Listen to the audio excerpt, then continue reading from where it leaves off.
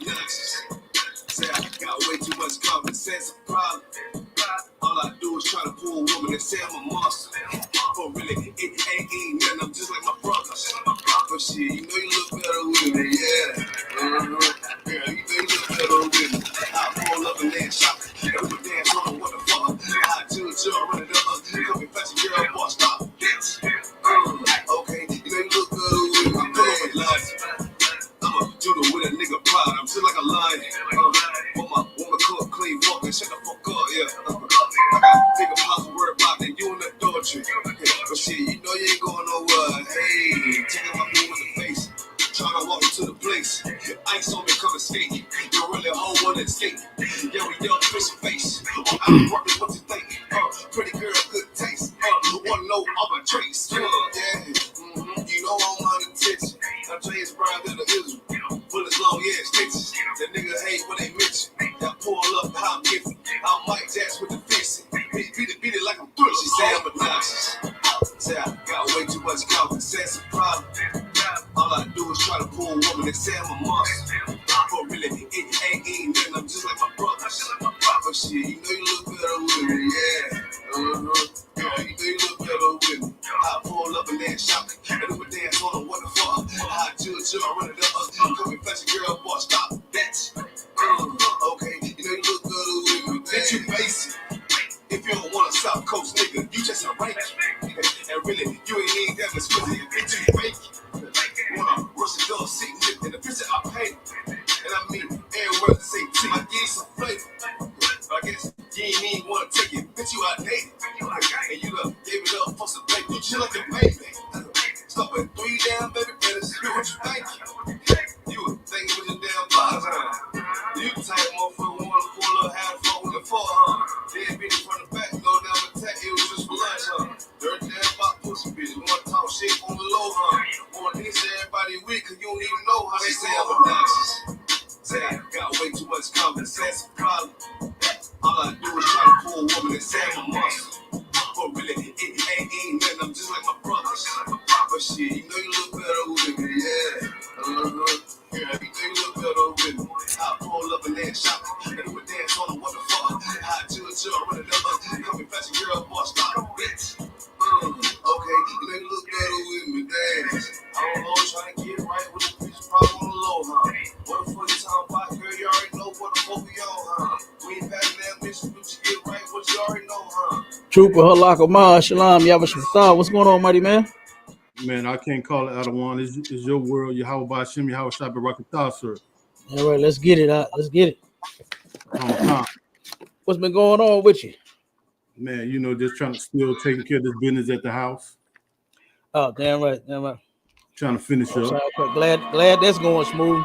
I know how that can be, boy. Man, expensive and stressful at the same time. Hey, that's what's they got me. Let me go and clip the music. Boy, the materials have gone up. You know, Yep. a lot of customers don't understand. Yep. You know, you gotta break it down to them. Cause look, I done been in the line with some of my customers lately, and they pause when they turn around and when it's time to pay that bill for their material. You know what I mean? Yeah. Looking at the receipt and stopping, and it was like, man, what do we buy? Hey, you know, it is what it is. I hate it. Hey, the white man, he is the devil, boy. That's right. He is the devil. That's you right. know, wood is extremely high. The paint, brother. I remember when buckets of paint was $40 and $50 per 5. Mm-hmm. Not no more. Right. Not no more. You know, 100 on up. Yeah. Yep, for a 5-gallon bucket. You know, man. I had to, break it up into phases. Do half the job. Then wait for a little more money to come in and then finish up. So that's where I'm at right now. Yeah, that's how a lot of them do it, and that's a smart way to do it, actually. Mm-hmm. You know what I'm saying? Break it down into phases. If you can't do it all at one time, like you said, 1, 2, 3, or this room, that, you know what I'm saying? However you got to do it. Right. You know, whatever you have to do to meet the needs of that budget, boy. Because I'm telling you, they'll tap into it. Yeah. Real quick and real easy. And they be wanting, you know, a lot of the customers be wanting us to come off of them prices for, you know, but it's kind of hard, you know. It's kind of hard to go down for, you know, from the skills, you know, that we didn't got. Like a lot of people don't know when they see me, they don't know that I'm, you know, been in the union all these years, licensed this, licensed that. You know, a lot of people think just painting, you just paint the wall. You know, that's basically what they be thinking. You know, but they don't know all of the time I put in to even get licensed, to have the certifications I got, the skills that I got, and all of the years and all of the projects that I done worked on, you know, to be proficient at my skills. You know, a lot they don't take that into consideration. And I mean, how could they? They just want their bathroom done. They just want their house painted. They just want this fixed. They just want that fixed. They don't know about all that, you know. And then, you know, when we come with those prices, they be like, man. And then when you come with the material, they be like, man, you know what I'm saying? So it add up, boy. And it is high right now, brother. It's so high. One of my businesses, I had to stop. I had to shut it down because of that wood. The my pallet business. I build pallets, right? Yeah. And the wooden ones. And I can't even do it. It's almost like dollar for dollar, getting the material. I won't make much profit if I buy the material to build the pallets. You know, the only way you can probably do it now, really make some money, is if you take and you go around and collect pallets, and then you make your material, and then you build them. That's about the only way that you really gonna make some serious cash. And go ahead. Salaki Adawan, I was gonna say, what you mean by if you build your materials? Why do you have to build your materials if you got the pallets off the street? Well, some of the the gold, what we call it here, the gold pallet is the 4840. Now, I've done that too, right? To where I took it, I made my own materials, because some of the places that I pick up pallets from, like, okay, now it's several ways you can do it. Okay, you could do like how some brothers do, like they do junking for cans and scrap metal and stuff like that. Yeah, here we call that junking, right? Yeah. Go around, you can hit the alleys, you can hit stores, and just throw stuff in the trash. You know what I mean? And then you can, put it on your truck, and then you can go scrap it for cash. Right. Me myself, I don't want to do that. I don't want to ride around and find the pallet. You understand? I don't have time for that.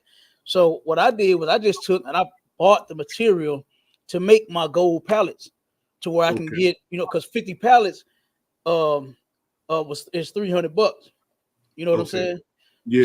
So I spend my 100 and some. Well, back then, before the material went up, I used to spend a little over $100, and I made three. You see what I'm saying? Just off 50 pallets. Yeah. So, but now that wood is so high, I can't even do it. I understand. I just shut that one down for now until it come back around. Until the price go down, huh? Yeah. If wood go back down, because I even sat with the brothers that I get the materials from. And he said, man, because you got runners, you know what I'm saying? You got your different boards to make the pallet. And turn around, and he was like, man, it is what it is. This is how much it costs. He showed me the price, how much he paying for. He said, man, it's just that wood, because I was going everywhere trying to get the best price. Yeah. And shit, the plug then got plugged. You understand? Yeah. They done pulled the plug on the plug, man. You understand? He don't even have the material at the price that he had it at no more. Right. Yeah. So what he used to do, because he was a lot bigger than me. You know what I'm saying? This brother here, he had a mine. I put mine on a lot. You know what I'm saying? And just was working out of a shed. This brother had a whole little warehouse. So his supplier would come, pull up to his warehouse, and he'll unload all the material, and then I'll just buy mine from him. I get what I'm getting to build from him. and then I go and I sell mine to the companies that I sell them to, and then I get my $300. Okay. But now the price is so high, materials is damn near two. I mean, it's over. You know what I'm saying? It's almost right at like $300 when you get through. It's not even worth doing it. It just barely. I'll probably be making $15. Yeah. Maybe 20. Right. You would have to double, the price that you charge to see the same amount of money. You can't do it because they only paying a certain amount for pallets. So it's not nothing that you could turn around and say sell. I'm gonna sell mine for $20 a pallet versus the going rate is now 10 for the gold ones here. You get $10 for them. All right. You get $10 for the gold pallet. So I mean, man, the devil he messing up every industry. Every industry he got his hand in. He tearing it all up. What they be doing with the pallets they buy with gold pallets. Well, since the law changed, everything that's being delivered has to be put on a pallet.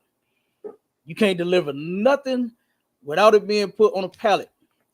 So that's like back in the day. You remember when you see Ishikar and he had his truck, had his little white pickup, and had them pallets stacked to the damn heavens. Right. You know what I'm saying? That's what he was doing. He was selling them to stores. It wasn't mandatory then. You understand? So you just had certain people, certain companies making money off doing pallets, and it wasn't, open, as much as it is now. Now, since every establishment that sells and delivers anything has to have a pallet, now it's wide open. It's wide open for business. So you got a lot of brothers doing it the way that you said, like junking. But that's what we call when they're going around picking up cans and water heaters and furnaces and fences and things out of alleys. That's scrap. They put that stuff on their truck. They run to the yard and then they take it off and then they give them the money for they metal. The pallets can work the same way. They go around, ride around, and they find the gold pallets, and then they take the gold pallets in to the companies that are buying from them. Yeah, I ain't want to do it like that. Like I said, I just started building them. I spent that little bit because, like I said, brother, he was the plug. I had two different one a devil and a brother, and they was the plug. If the brother didn't have the material, I run to the devil, and most of the times the brother he had the material, so we was doing good business, and the material just went up. It's up. I'm telling you, I done drove an hour and a half away from here, going to the country, thinking I was gonna get a good deal on the wood down there. And nope. They taxing down there too, huh? Yeah, they taxing down there too. That plus the delivery is gonna be the same. Man, it's getting cold. It's getting cold. It's getting rough out here, Adawan. It is, yeah. And he been had his hand on the game to where he the only one to make all the damn money. So now the brothers have been, like I said, it's wide open now. Everybody and their mama. Everybody and their mama, trying to get in. It's oversaturated now because that's a way for people to make money. In a time to where it's hell, not very many jobs. So they going around doing the best they can. Scrapping them pallets, scrapping them cans. I know some of them brothers, man, and that's all they do is just ride around and scrap, ride around everywhere trying to find metal, trying to find, because they can't get a job, or they got some sort of disability, and that little bit that they giving them a month ain't meeting all they need. No. So it's rough out here. That's why it's extremely important that we all come together as a people. That's right. So that we could take care of each other and we could really, what I'm saying, be just a little more comfortable in this hell. Now we ain't got to be so stressed out in hell. You understand? If we would all come together, if we would do that, we'll be all right. That's right. Yeah, but our people took selfishness to a whole different level. Selfishness was just supposed to be for you to be selfish with the other nations of people, not with your own. Wait, Cap. I think say that again. Selfishness was meant for you to be selfish with the other nations of people and not your own. Right. You understand? When you see a brother or sister in need, the scripture even said, matter of fact, pull that scripture real quick out. Give me that scripture where it talks about if you have this world's goods, you know what I'm talking about? Let me see. I'll get it for you. Okay, Comic-Con, sir. Don't worry. Ain't no sweat. 1 second. I'll get it for you.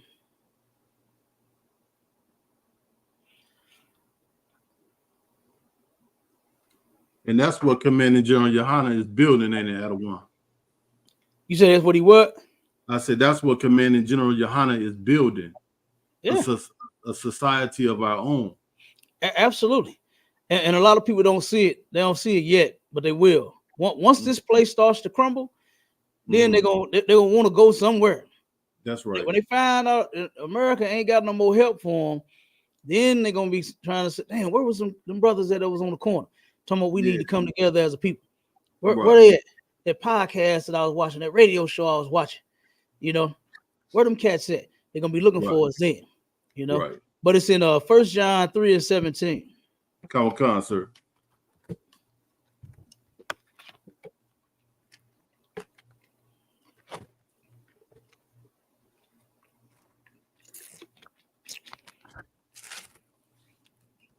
First John, what was that? I don't want 1 John 3:17. John 3:17. And then now y'all know we on every platform.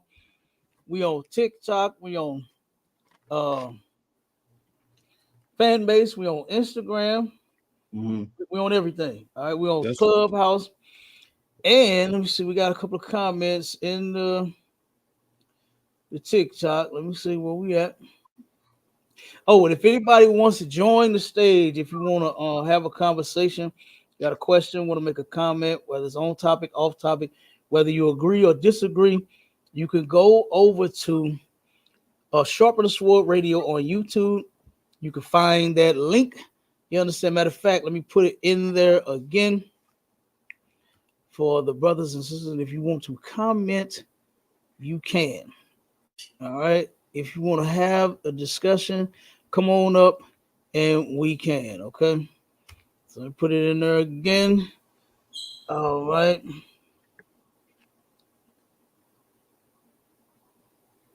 Let me see. Damn, the sun god Pierre joined. Boy, these names, what they be killing me with these names. The sun god Pierre. Lord have mercy. Good doggone night. Oh, we got Easy E in the build. Okay.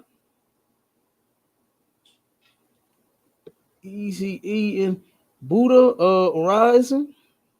Damn, boy, y'all got some names. So you the big old fat bald headed god, huh? Okay. Buddha Horizon. Right, we got two other false gods in the chat. All right, guys, got a big fat ass hand out, big fat ass big and for a turkey sandwich. Big and for some damn food. Because the first will sound like the witness says he wants to come up. Hey, witness, go over to YouTube, all right, and go to Sharpen the Sword Radio, or you can go to ISUPK St. Louis, and the link is in the chat, and you can come up on the stage and we can hear you from there. We can have the discussion, all right. If you don't want to be on camera, you can turn your camera off. I guess your name will be the witness. So put your name in there, whatever, and you can come on up and let's hear it. Okay, because the witness asks, how can we come together under God? All right, so okay, witness, again, it's called Sharpen the Sword Radio or ISUPK St. Louis YouTube channels. Go on over and come on up. He wants to know, how can we come together under God? And I got some questions I want to ask him first before we even go there and answer that question, because the answer is in the Bible of how we can come together under God. But the question is, who is the we they're talking about coming together with? You understand? Right. It got to be the same we. We got to be us. Right. You understand? Hopefully you understand me.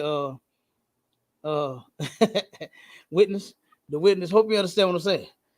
If we ain't us and us ain't we, it ain't happening. All right. All right. So come on over, man. Come on over so we can have this discussion. I don't like all that typing. You understand? All right, Trooper, read that scripture real quick for me. Come on, sir.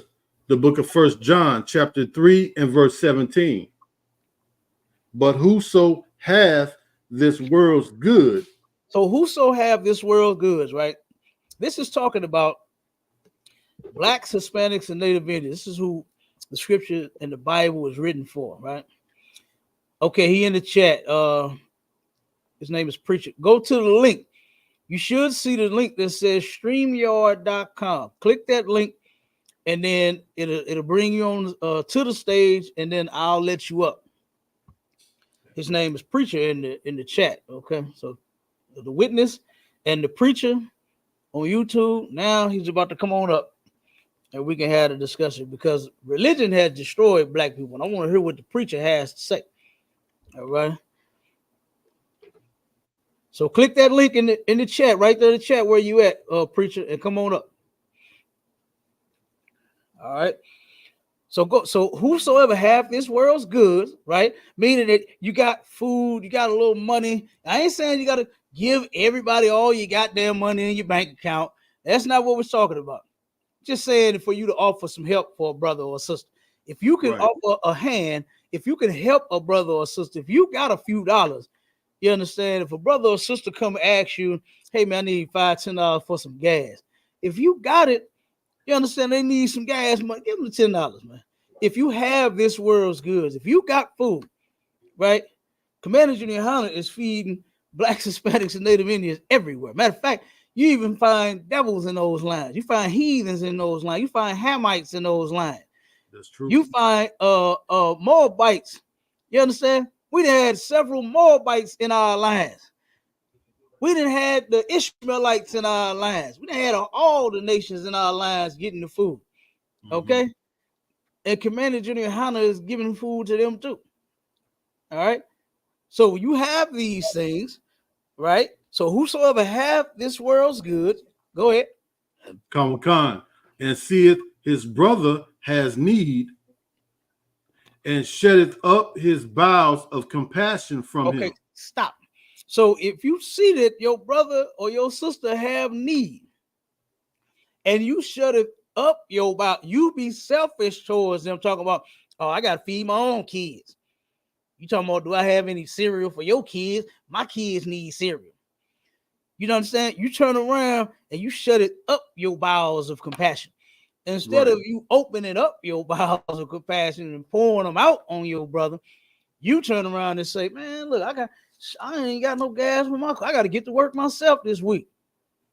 I got to pay my own electric bill. I turn around and give you $20. I ain't be able to pay. I'm gonna be $20 short on my bill. You turn around and say, instead of you helping your brother or your sister, you say, nope. No, I ain't got it. Keep going. Come on, sir. How dwelleth the love of the Most High in him? How dwelleth the love of God in them, right? I see you, preach. I'm coming. I got you. Just 1 second. All right, I'm going to pull you up in 1 second. And since we own this is right here. This is the great scripture and the perfect time to play this video that we have. Is it any more on that up? That's it. Okay, so right there it says, how dwelleth the love of God in that person, or in these people that do that. And we know those religious freaks are notorious for giving the pastor all their money, but then turn around when it comes to a brother or a sister, you look them up and down like, I can't believe this bitch just asked me for no $20. Right. That's how you do your people when they come and they need something. Right. Everybody ain't a goddamn crackhead and want to beg you for some money for some crack. You know, everybody ain't an alcoholic begging you for the money to turn around and go get some liquor. Hell, I done bought brothers and sisters liquor. Yeah. You know, said I remember one time, brother, we were going into the liquor store, me and the bar, and the brother, hey man, brother, man, I'm trying, man, get my car ran out of gas, man, and all. I said, brother, what is it that you really want? You want something out of here? Yeah, brother, I really wanted to get some beer. He came clean. Yeah. And I said, come on in here. My nigga, come on with me. You understand? And let's get what you want to drink. And we sat out with the brother. You understand? Right. So you ain't got to lie to us, player. You can be honest. Yeah. You can be honest, man. Now, I ain't buying you no goddamn crack now. You be honest and say, hey, I'm trying to give me crack rock. Brother, you need to get off crack. I ain't giving you no money for no goddamn crack. You honest. That's fine. Be honest, so I can tell your ass no honestly. You know what I'm saying? But if it's some liquor, ain't no sin to drink. You understand? Ain't no sin to drink. That's right. Ain't no sin in drinking no alcohol, right? Right. So if that's what you want, brother, I got you. You understand? Sister, you want, okay, come on in. You want some food? I got you. You understand? Oh, man, the preacher left. You know, preacher, if you're there, come on back, man. You just got to be patient while I break this down. So hopefully he come back, man. All right. So now, let me play this video because this is on point. This is on point about these religions that we're talking about. All right. Let me break this down. Okay. So again, preacher and the witness, if you there, come on back to the stage because I'm just about done with this. And then we'll jump right into what you're talking about. All right. I think this is the one. Yeah, this is the one. All right. So this sister goes to a church, and this is what happened to her. This is her story, right? This is the Christian church. You tell me, does the love of God dwell in these people right here? Ties in church my whole life. I done put 20s, 50s, 100s. Y'all, one time I put $700 in church, and that's not even to brag. I don't even like putting this type of information out there because that's supposed to be personal. But let me tell you, and then another thing is, my granny, she always told me that you put your money in the envelope and put your name on it because finance people, they keep up with all that. So they can see all the money that I have put into church. Y'all, I done came down on a hardship because I'm a full-time entrepreneur and I have been that for 2 whole years now. Baby, I ain't want my car to get repoed. You know what I'm saying? I've been looking out windows and shit, staying up late night because I ain't trying to hear that beep, beep, beep. You feel what I'm saying? Man, I go to my church and ask them, can they help me? And, I let them know what was going on. They asked for the proof. They said it's a process. I got to prove. After handing me the... Now, that right there is strange, number one, because in most churches, they actually reject you. They tell you, no, they don't have money for that. And that's actually what the money is for you to take care of the people with. That's right. You understand? It ain't for you to buy no mansions and Benzes and yachts and jets. Cadillacs. And got to have the famous Cadillac. Got to have a lack. Come. They got to have a lack. Hold on. Let's finish it. She almost done. Check this out. The check. They're going to say, all right, well, when you get up on your feet, then you need to make restitution to the church. So she must pay this money back. So loans, borrow this money. Like she said, she been paying tithes since forever, probably since she was a kid. Right. And turn around and put them $2 in their bucket. Like, cause that's what my granny used to do. When my grandma took me to church, and Lord, I wish I'd never been there a day in my life. It was hard. Church was hard. I was confused every Sunday. Didn't know what it scared the shit out of me when I was little. Yeah. To see all the women screaming and shouting and crying and foaming at the mouth. Bro, you been to church when they did that, when they foamed at the mouth? Fall out, come. Well, hey, I'm scared of that. I remember being a little kid, scared, terrified. How is this of God? It scared me. You know what I mean? How is this of the Lord? And turn around out. And I'm telling you, No, you ain't getting nothing from this church. Nothing. You know what I mean? You put that money in that bucket, but when you needed something in return, oh no, you got to pray. Well, I pray for you. The pastor will pray for you, but you ain't getting nothing. And why I say I'm surprised she got anything. Mm-hmm. But they don't open up their bowels of compassion, right? Told that sister, you on your feet, you get that money, you give it back. Yeah. You give it back. This is a loan. Surprised they didn't charge her interest. Surprised they didn't charge her interest because you know that's coming. Because you know they turn around and start sending out collection notices on their tithes now. They got real live collection notices. Straight up. Now, Salaki, I don't want if I could. I know in some churches they were requesting they W-2s though. You know, to make sure that they really giving the full 10% of their income or their salary. So some churches wanted to see their members W-2s. Yeah, they do. They do that. Hey, you know what messed me up is real thing. Creflo Dollar. Now you know it's not that nigga's name. You understand? His name ain't Dollar. That's what he all about. He all about them dollars. Right. Where he named himself Dollar, right? Right. This dude, I thought that this was just hearsay. You know, I'm just keeping it real. I thought this was something that people made up until my aunt actually went to his church. My aunt she went to his church, went to T.D. Jakes' church. She done been to a lot. She a religious freak. So she done been to these churches for real. Right. And it was no lie when that room was going around saying that Creflo Dollar seats you according to your income. That was for real. That brother seats you according to your income.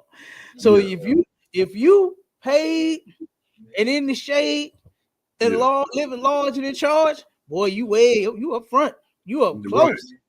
Front row seat. Salaki Adawan. But I'll be damn, you work at McDonald's or a warehouse, you probably sitting outside the door. Right. Listening and looking at a monitor and a speaker. Go ahead. They must do that at T.D. Jakes' Potter's house too, because you know they seated Puff Daddy and his whole entire family on the front row. Yeah, probably. I could imagine. You see how he did with Tyler Perry, turning around and had Tyler Perry laying hands on, sitting shaking.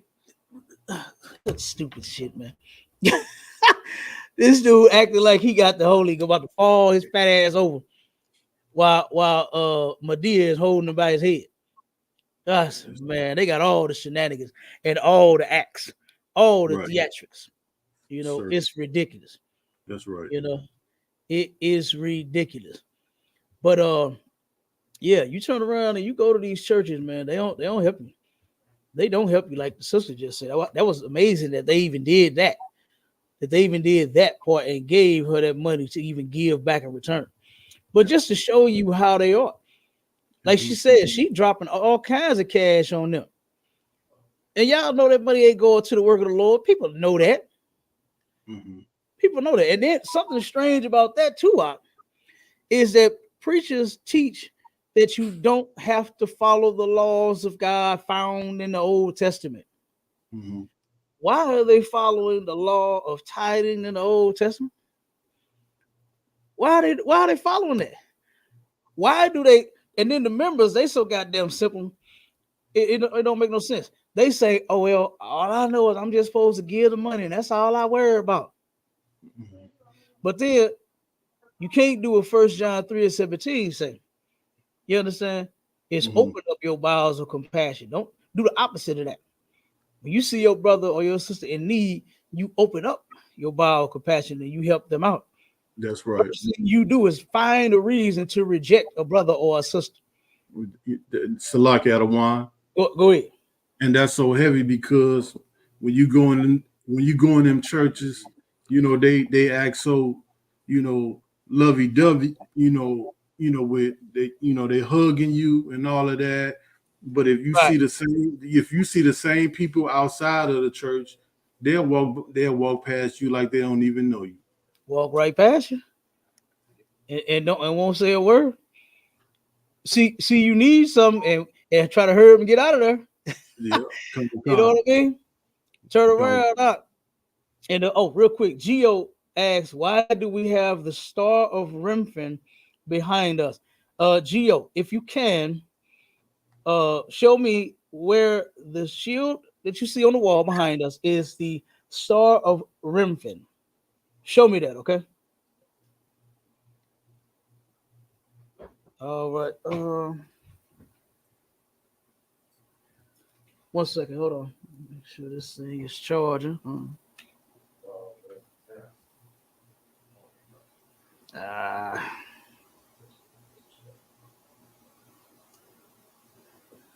don't think my charger is working. That's working. And if I could, sir, Go ahead. You know what the church says? Their ideology is if they help one person, that means they got to help everybody. Yep. You know, so, and that'll just put a dent, you know, in their income. Right. 1 second. Well, let me see if I can change this plug here. Make sure it don't down.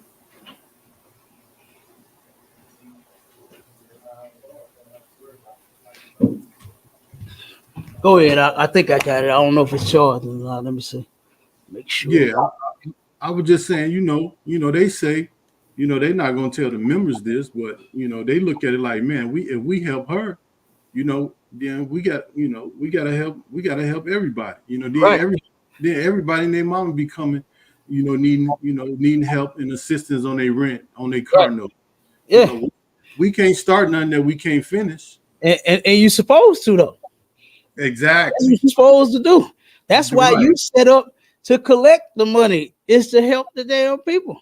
That's right. But they ain't gonna do it. No. They not gonna do it. You already know. Commander Junior Hanna does. And I know this for a fact. You understand? Mm-hmm. He is actually helping our people. We got the program and we got the videos to prove it. That's right. All right. Yep. We got the programs and the videos to prove it out. Mm-hmm. All right. So let's go to this first video. I'm gonna show you how religion has destroyed our people. And now this first one, this is I'm going all over the place, right? I'm taking it back. I'm going back to I think this was in the 70s. You know, to show you that this is not something new. You know, whoredom is not something new. There's actually an old thing. You know, I mean, hell, it was going on way on back in the Bible, right? But I want to show you the religious aspect of it, on how, like, for instance, the ways that our people have now, they got it from our oppressors. Right. They got it from our oppressors, man. They got it from the so-called white man. That's right. And by us following them, this is why we're in the condition that we are in, because of us following their ideologies, because of us saying, okay, you know what, we're gonna follow what they say about God. Mm-hmm. We're gonna believe what they say about God. We're gonna do what they say do about God. Oh, when it comes to Jesus, I'm gonna listen to them. And then all we've done is just taken that. Now you done took the white teachings of Christianity and put it in a so-called black church. You know, that's all you've done. You've taken the white teachings that our oppressor, that so-called white man, that taught you about Christ, taught you about God, taught you about the angels, taught you about every doggone thing, the laws, everything that you get, you got it from them, and you took it and put it in your church. And now you got Creflo Dollar teaching it. You got T.D. Jakes teaching it. Look at him. Look at both of them, matter of fact. Right. Creflo Dollar boasted of him making and only recording. This is what he reports, that he makes 88 million. I'm sure it's more than that. I'm sure it's more than that, but he only records that he makes 88 million a year. Okay, now who can't this man help? Who can't he help if he making 88 million? It's just one man in one damn church, in one mega church making $88 million. Who can't you help? Why you can't pay a sister or brother's damn car note, they house note? You understand? Why can't you do it? You get 88 million from the people. That's what you're getting the money from the people. Right. And like I said, I'm sure that he's getting more than that, than 88 mil. What's that devil name? Joyce Myers. She turns around and she boasts of making 96 million a year. She makes 96 million a year. And her Commander General YAHANNA ain't making no money at all off what he's doing. He don't take a salary like the preachers do. Yeah. They give themselves $88 million a year in salary. So you know what? Like I said, it's more than that because they got to pay for their buildings. They got to pay the electric and the gas, whatever, the heating and cooling and all. You know what I'm saying? They got to pay for their instruments and their pews. Those damn pews. Why do they have pews in the church? Why do they have those ridiculous seats in church? You understand? Those pews. You understand? It's ridiculous. They got to buy the pews and all that. They got to put that red and that green carpet in there for women. Those silly looking ass buildings. So it's go ahead. You know, Salaki, I don't want that so heavy because it's only a certain certain manufacturers you can buy those pews from. So, you know, as you say that, even that is a racket in itself. Yeah. Yeah. You can't just order them off Amazon. You know what I'm saying? No. You can't get those from Temu. You understand? Or if you get it from Wish, it's going to be a little bitty one, about that big. You know, so you get a pew about that big from Wish. All right. Terrell says, what does the headgear mean? The headgear is what the priests and prophets of God were royalty, brother. You understand? Matter of fact, let me tilt my shit, straighten it up a little bit. It's crooked a little bit. Thanks, brother Terrell, for asking. All right. But yeah, these are just crowns, man. Princes wear crowns. All right. And I guess Gio couldn't answer that other question, so we're gonna keep moving. All right. So now, where we at? Let me show this video. We got Mighty Shala in the building. Shalom, Mark. Yabashima Shabakata. Shalom.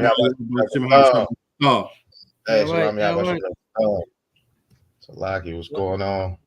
You got it. I'm gonna play this real quick video of a stripper for God, right? and I know everybody is immediately probably thinking of today's time, but I'm gonna take it back a little bit. All right, I'm gonna take you back some, and let me see, share the screen, and we're gonna play this. This is the stripper for God. This is where these strippers nowadays get this filth from this whore right here.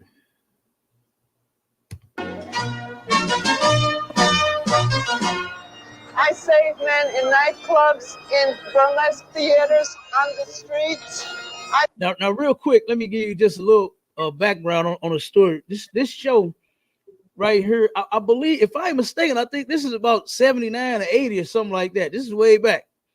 And what they did was this guy, George, I think it's Shlattler, or however you say his name. He turned around and came up with this show of real people that's doing these different things that he's interviewing them about. Instead of him doing celebrities and stuff like that and their ridiculousness, he wanted to go to actual everyday people and interview them about their ridiculousness. And he came across this hoe right here that says she is a stripper for God. All right, so pay attention.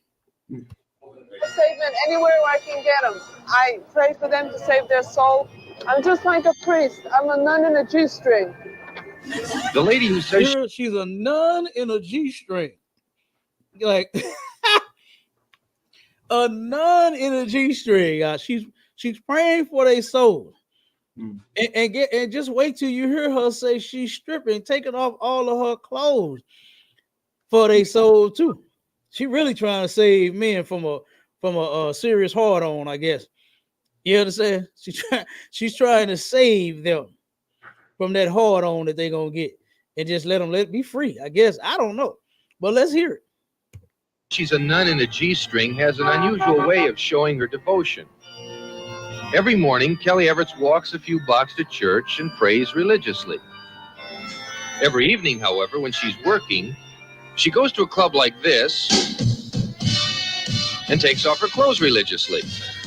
Kelly Everts calls herself a stripper for God, who says she was told to do this by a divine light. So she turns around and was doing what you see her do out in the streets.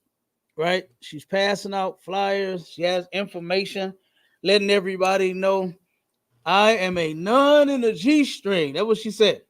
And can you see white Jesus all in the background? Yeah. Yeah, you see it. She got several different pictures. Boy, she love her some white Jesus. Yeah. You understand? And guess what? That's her God. Yeah. White Jesus is her God.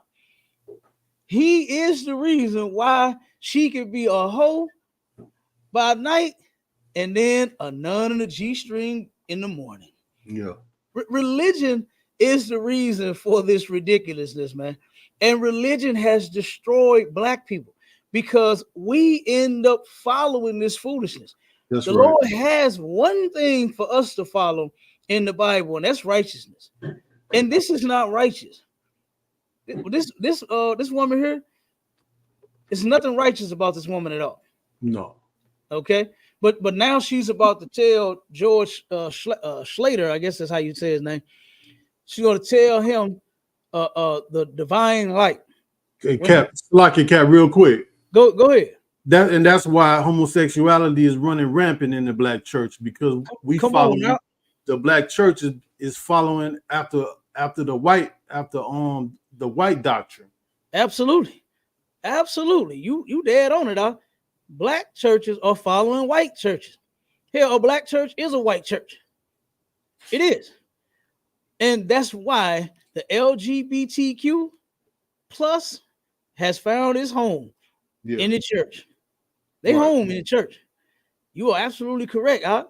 And this is why we do every doggone thing else that we do. This is why we have sisters stripping on the pole, because of them following this foolishness right here, and this ridiculousness, and this nastiness right here.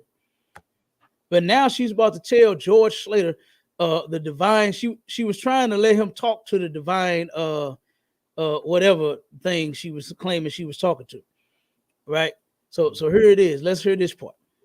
Before we spoke to Kelly at home, we had to first speak to the light which speaks to Kelly. The divine. Am I talking to the light now? The light is becoming stronger. The more questions you ask, the more of God's light will come through. The illuminated lady.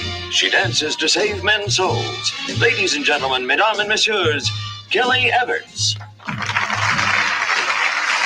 Do you have an agent? I prayed on that once, and God told me that He is my manager. I don't believe that. Look, the white man, he don't believe. It's funny, but he don't mind looking at the booty though. You understand? He don't believe that God is her manager, but boy, when it comes to that booty, he don't mind that either. You understand? Right. He don't mind that. I don't believe that, but he would love to watch her take off her clothes. Yeah, you know, he just as nasty as he could be, Calm. Right along with her. Okay? Calm. Let's keep going. How did you become a stripper for God? When I was very young, I was very well built. So men always took advantage of me. I was going to kill myself, and I was very despondent, and I planned to go out to Death Valley and die of exposure. But I was saved by a great woman named Verna Talbot. She has a church in California called One World Light. She said, Kelly, if I had your body and I was young like you, I would go on the stage and striptease and raise money for the church. She said, those women that condemn you do not have your body. What is your minister? So this woman admitted what happened to her and why she chose to become a stripper. She was taken advantage of as a child, right? She had a nice body, a nice shape as a child, and she said that men took advantage of her. And see, Commanding General YAHANNA explained and broke down what actually happened to her. God, this divine light, was not talking to her. That was a devil. That was a demon. You understand? That lecture that Commanding General YAHANNA did was on point. Are demons real? Yes. She had a full-fledged conversation with a demon and then went to the church and had another conversation with another demon through the woman that she met. And the woman encouraged her and said, hey, if I had the body you had, this old hag, probably old hoe herself, and all ran through. And she said, damn, if I had that body, I'll be out there selling it. But she put a little twist on it. I'll be trying to bring the men to church. She ain't trying to bring nobody to no goddamn church. How are you showing everybody your vagina and trying to get them to come and worship the Lord? Right. This is why we cannot listen to these people. This is why we should not follow religion, man. Religion destroys black people. That's it. Con. Religion absolutely destroys black people. And by listening to them and following them, this is where we get all of our nastiness and all of our filth from. This is where we get it from. Yeah. Instead of her going to seek some help from the horrible thing that happened to her as a child, right? She turns and goes to church thinking she was going to get some help. That's what she went to the church for, to get help from what she was suffering as a child. And the hoe that she met at the church said, oh, if I had your body, I'd get on stage and I would make the men come to the church. That's what she told her. And so now she had this divine light talk to her. The more questions you ask, it gets stronger and stronger and stronger. So I guess as she was sitting there talking to the divine light, shall I show men my breast? And then he turned around and showed up another level. Should I show men my vagina? He showed up some more. Should I turn around and wiggle and jiggle my butt at men? And he showed up some more till he came all the way out. All the questions that she asked, the divine light, after she asked him about all the booty and the titties and the vajayjay and everything else, the divine light just came full-fledged and said, I want to see some of that ass too. I'm sure the divine light wanted to see some of that ass. Because hell, you finna show it to all them. Yeah, what did Mystical say? Shake your ass and watch yourself and show me what you're working with. That's what the divine light popped up and said. Show me what you working with. And she did it. And now she claims to be stripping for God. This is ridiculousness. Yeah. And this is the ridiculousness that has destroyed black people, man. Right. Because we follow them. Right. Feel about your job, your work? He gave me a blessing. I never really said this to him before. I said, I'm on the stage nude, Father. He said, so what? Don't people understand creation? God didn't make junk. How did you get salvation by exposing yourself? You see, when I dance, it's not because I want to inspire lust in the men. Pure love is what I bring to the men, poor lonely men. You like that? Yeah, I like that. Right. Now, what do you think when you look out in the theater and you see that men don't have their Bibles, but they have their tongues hanging out? You know, many times I put my tongue out as part of my act. But that's not a sin. You've taken a vow of chastity? Chastity is not as difficult as people think. A lot of men find that out. Yes, they don't even have to take a vow. I then asked Kelly if she'd taken any other vows. I have taken a vow of poverty. I don't like luxury. After Kelly told us that, she got a phone call which indicated that with inflation, even the price of poverty had gone up. Well, I can't be too reasonable because I have to make money. I know, but they make a lot of money. Why can't they pay the artist? Well, if it's a religious experience, why do you charge men to look at your body? Well, to see a stripper for God is expensive. Why shouldn't I make money? Now she's sitting there complaining about poverty, but a stripper for God, that's expensive, man. You looking at some holy ass. You ain't just looking at no ass and no titties. You looking at some holy titties right here. Do you hear this horror, man? Yeah. Do you hear this? It's ridiculous. And like I said, this kind of stuff right here, because our sisters wasn't stripping on poles at the rate that these dogs were. That's right.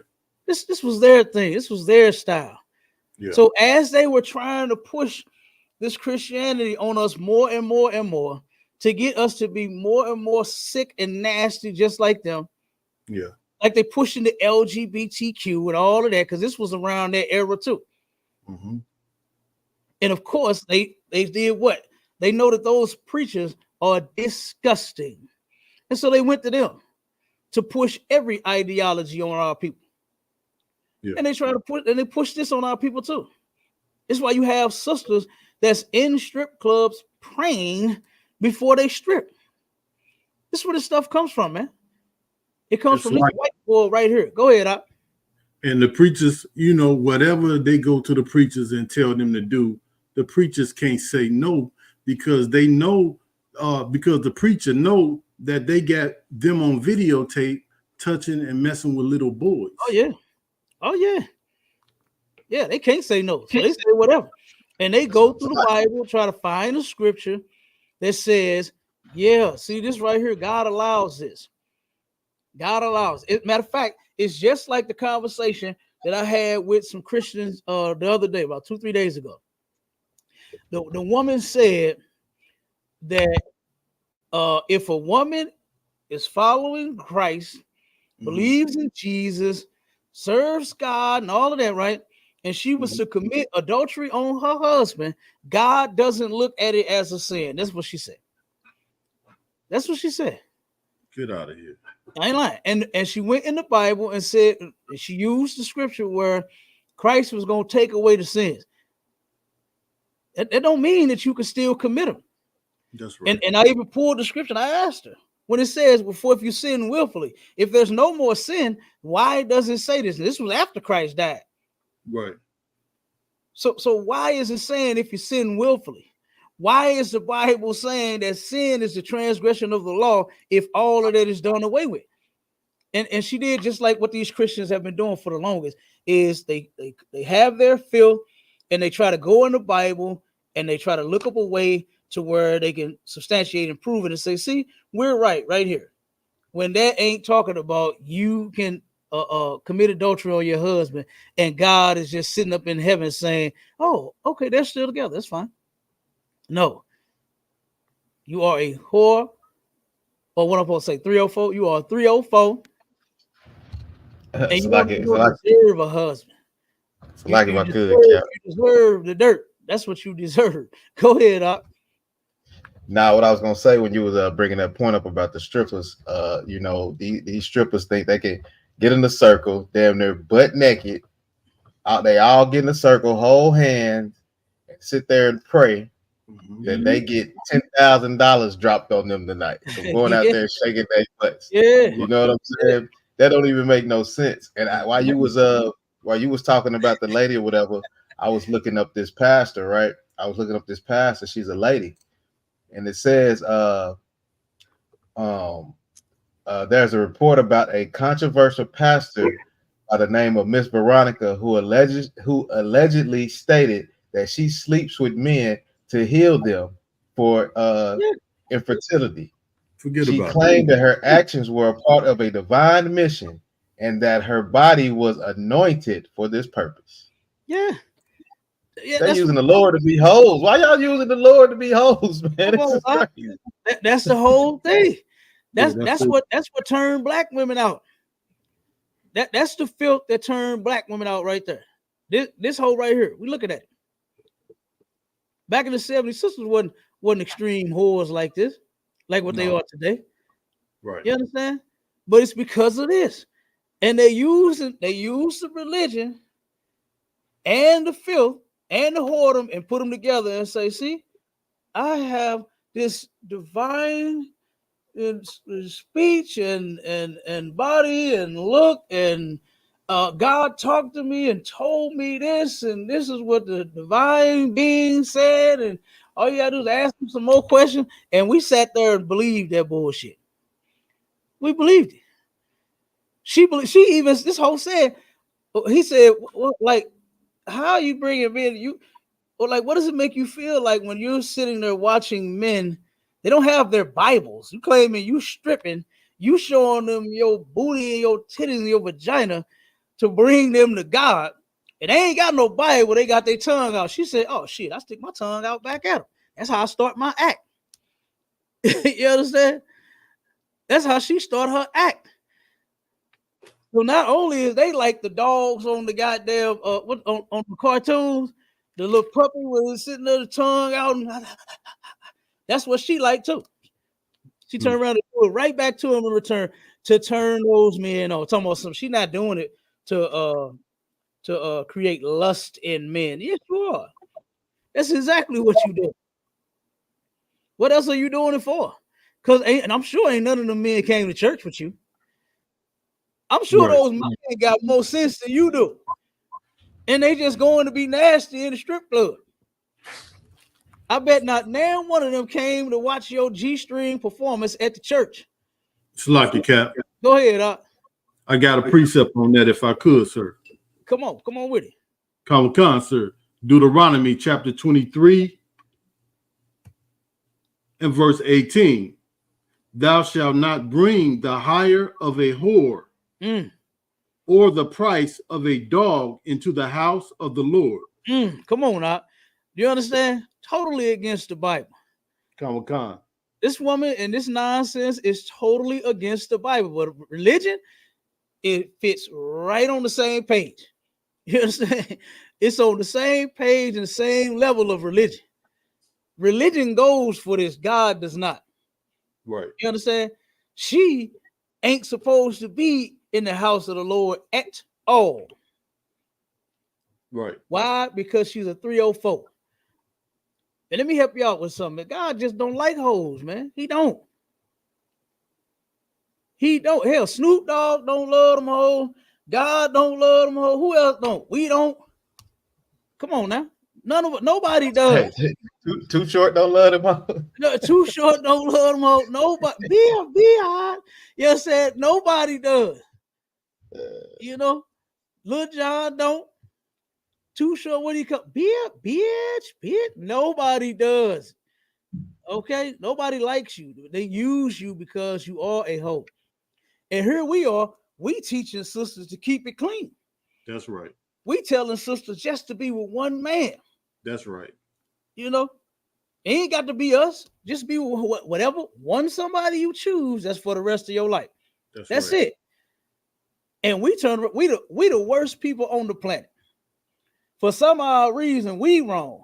Yeah. But now when every man takes advantage of you, then now you'll believe them.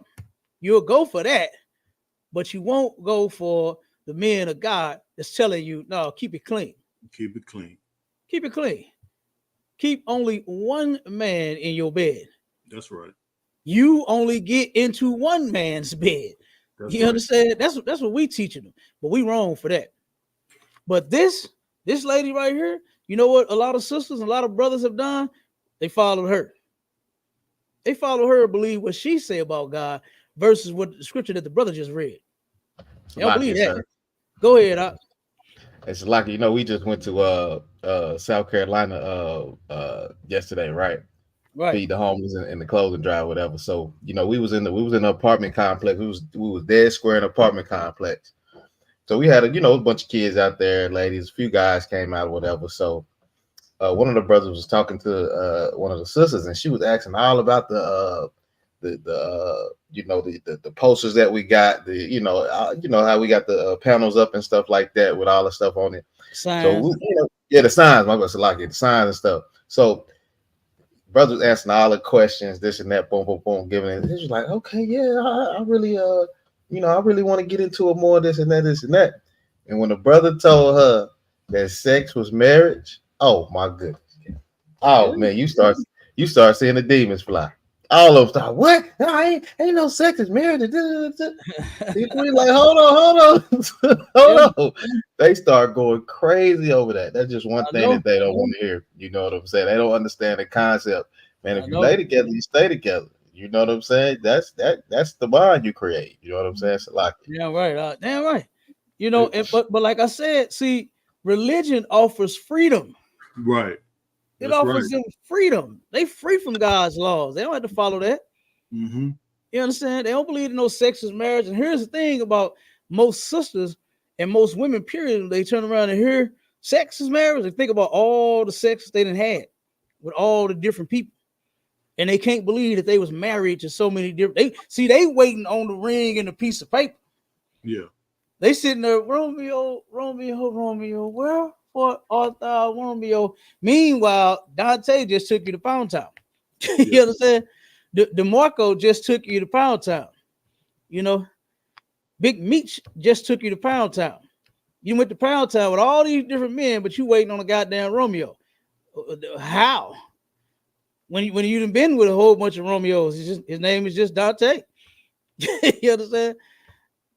His name is just Cuzzo, or whatever you call, whatever his nickname is. You know, we got nicknames in the hood. You know what I'm saying? Look Hood, Big Hood. You know what I'm saying? my cousin. Big Hurt, Big Hunt. You know what I'm saying? Little Lope. You know, whatever his name is. Hey, that's your Romeo right there. And like I said, they can't handle it because it's too many Romeos. Too many of them.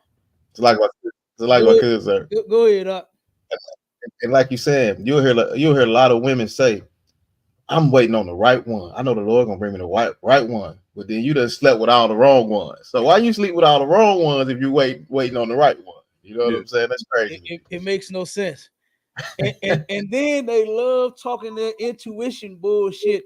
Why don't you ever have intuition to know that he ain't the one from the beginning? Right. Why is it always afterward you find out some magical type of way intuition is flowing over your head and you just I wonder if he texting some woman. Let me look at his phone. So you put it on his face or his finger while he sleep and you go in there and you find out, yep, see, I knew he was cheap. I knew he wasn't no good. Why you ain't know he was no good from the beginning then? Yeah. You know, why didn't intuition fly over the top of your head and sprinkle the intuition dust on you and say, hey, he's no good? It never worked that way. They don't never find out that you was abusive from the beginning. They'll never find out you ain't had no job from the beginning. They'll never find out that you had more than one woman from the beginning. If your intuition was really intuitive, like what the hell you think it is, then your intuition would not allow you to go through so many problems. That's right. So at some point, you got to start acting like you got some sense. Stop relying on intuition. Because you playing yourself, really. Yeah. Thinking that something in your head is sending off a signal. You understand? And your intuitive radar then kicked in, and now you know all these problems. No, that's just how you operate. That's how you operate. You get in a relationship that you really don't want to be in no more, and then now it's time to go. That's it. And so you just start making excuses and finding reasons to leave a relationship. That's right. Most of you just don't have it in you to go through the long haul, what they used to talk about. Right. I'm in it for the long haul. You remember hearing that? Sir. I used to hear that a lot. I'm in it for the long haul. I want to be together forever. Right. I remember when sisters was at that point. But guess what kicked in? Religion. Religion kicked in and killed all of that. Let me finish playing this and then we'll go to the next one.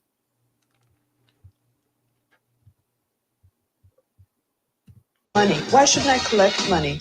Why is it that only the evil people have to have money? Why? Do you take pride in your body? I am proud of my body as far as I respect my body because it is a temple of God, but I don't have a sinful pride. I build upon the temple. I work on the temple to make it beautiful. I am not an ordinary person.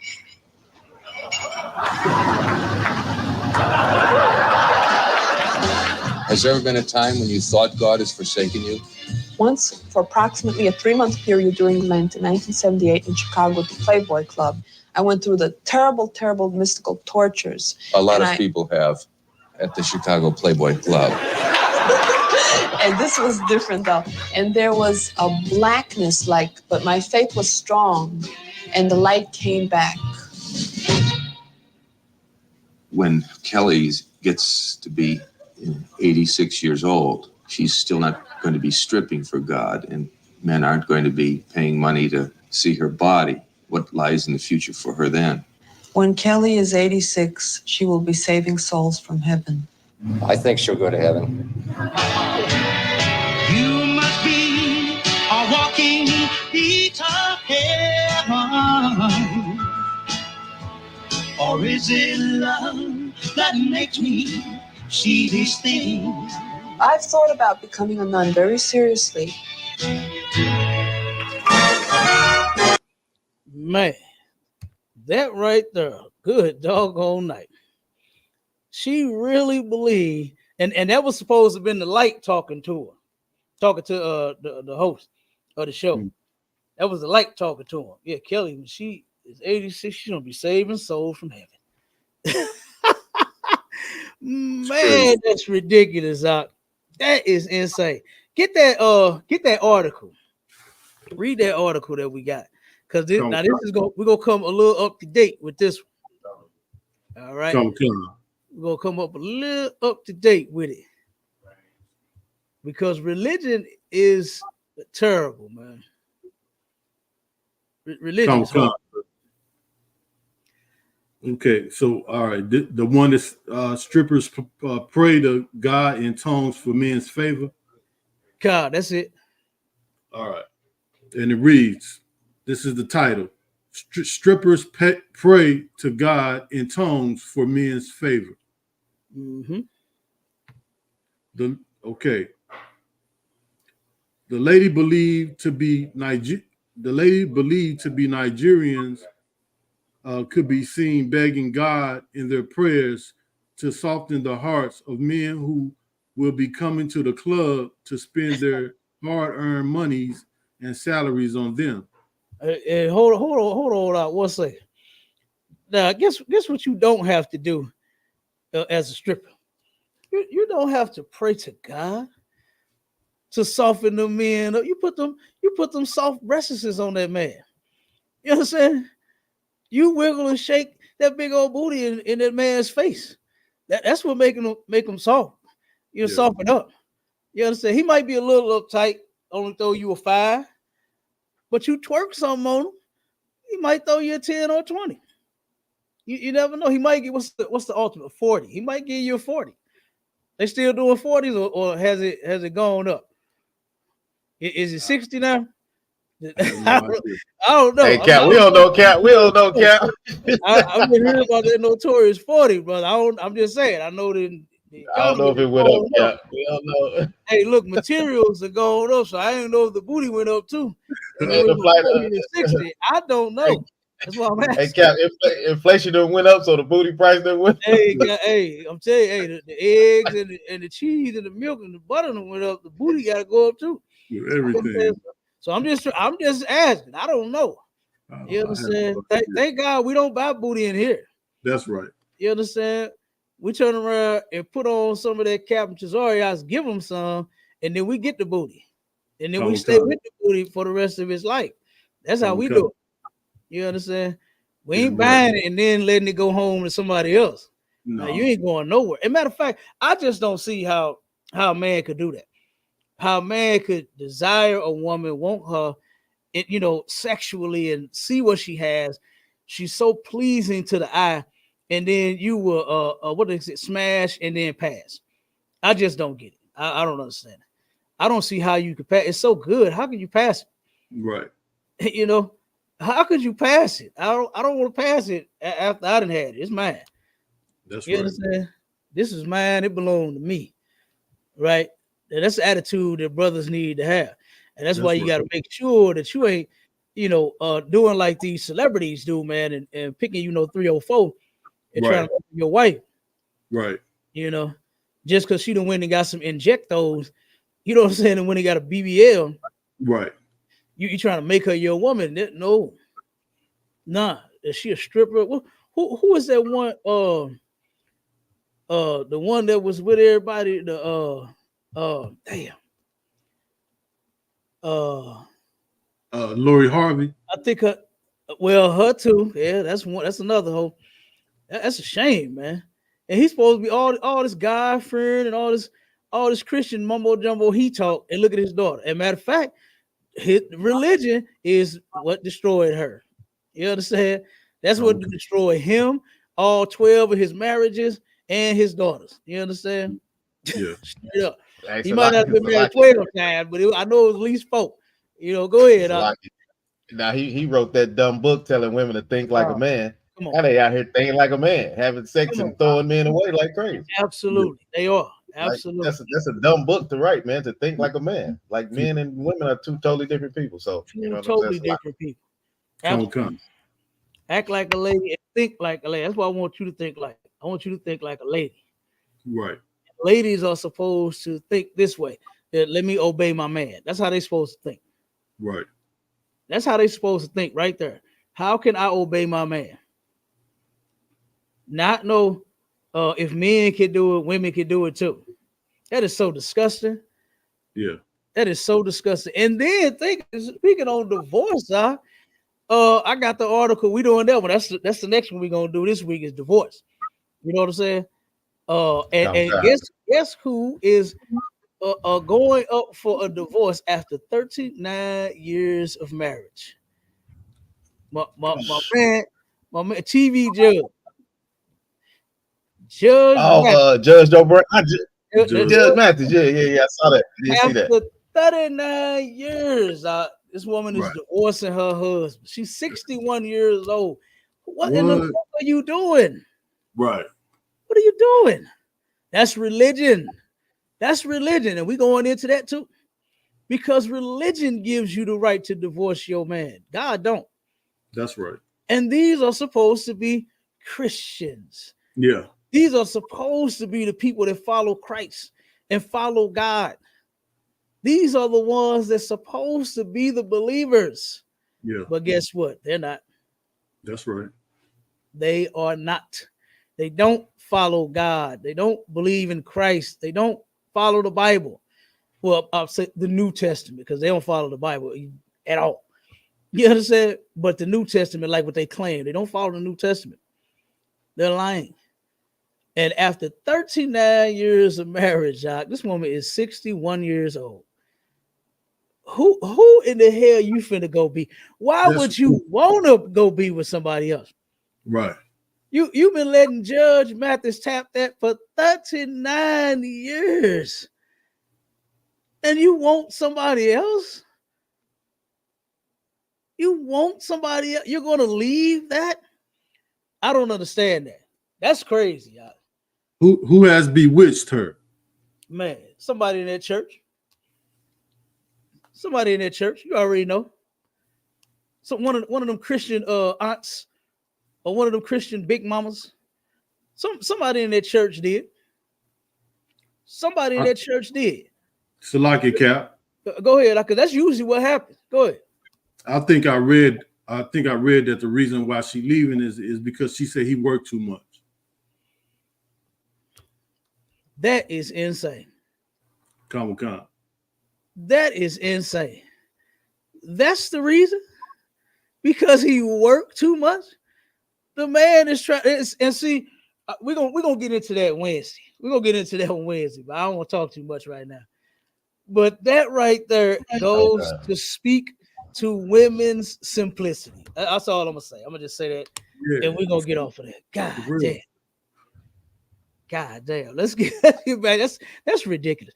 But this here, these strippers here are Nigerian strippers, right? And the reason we're on the Nigerians because it's religion, right?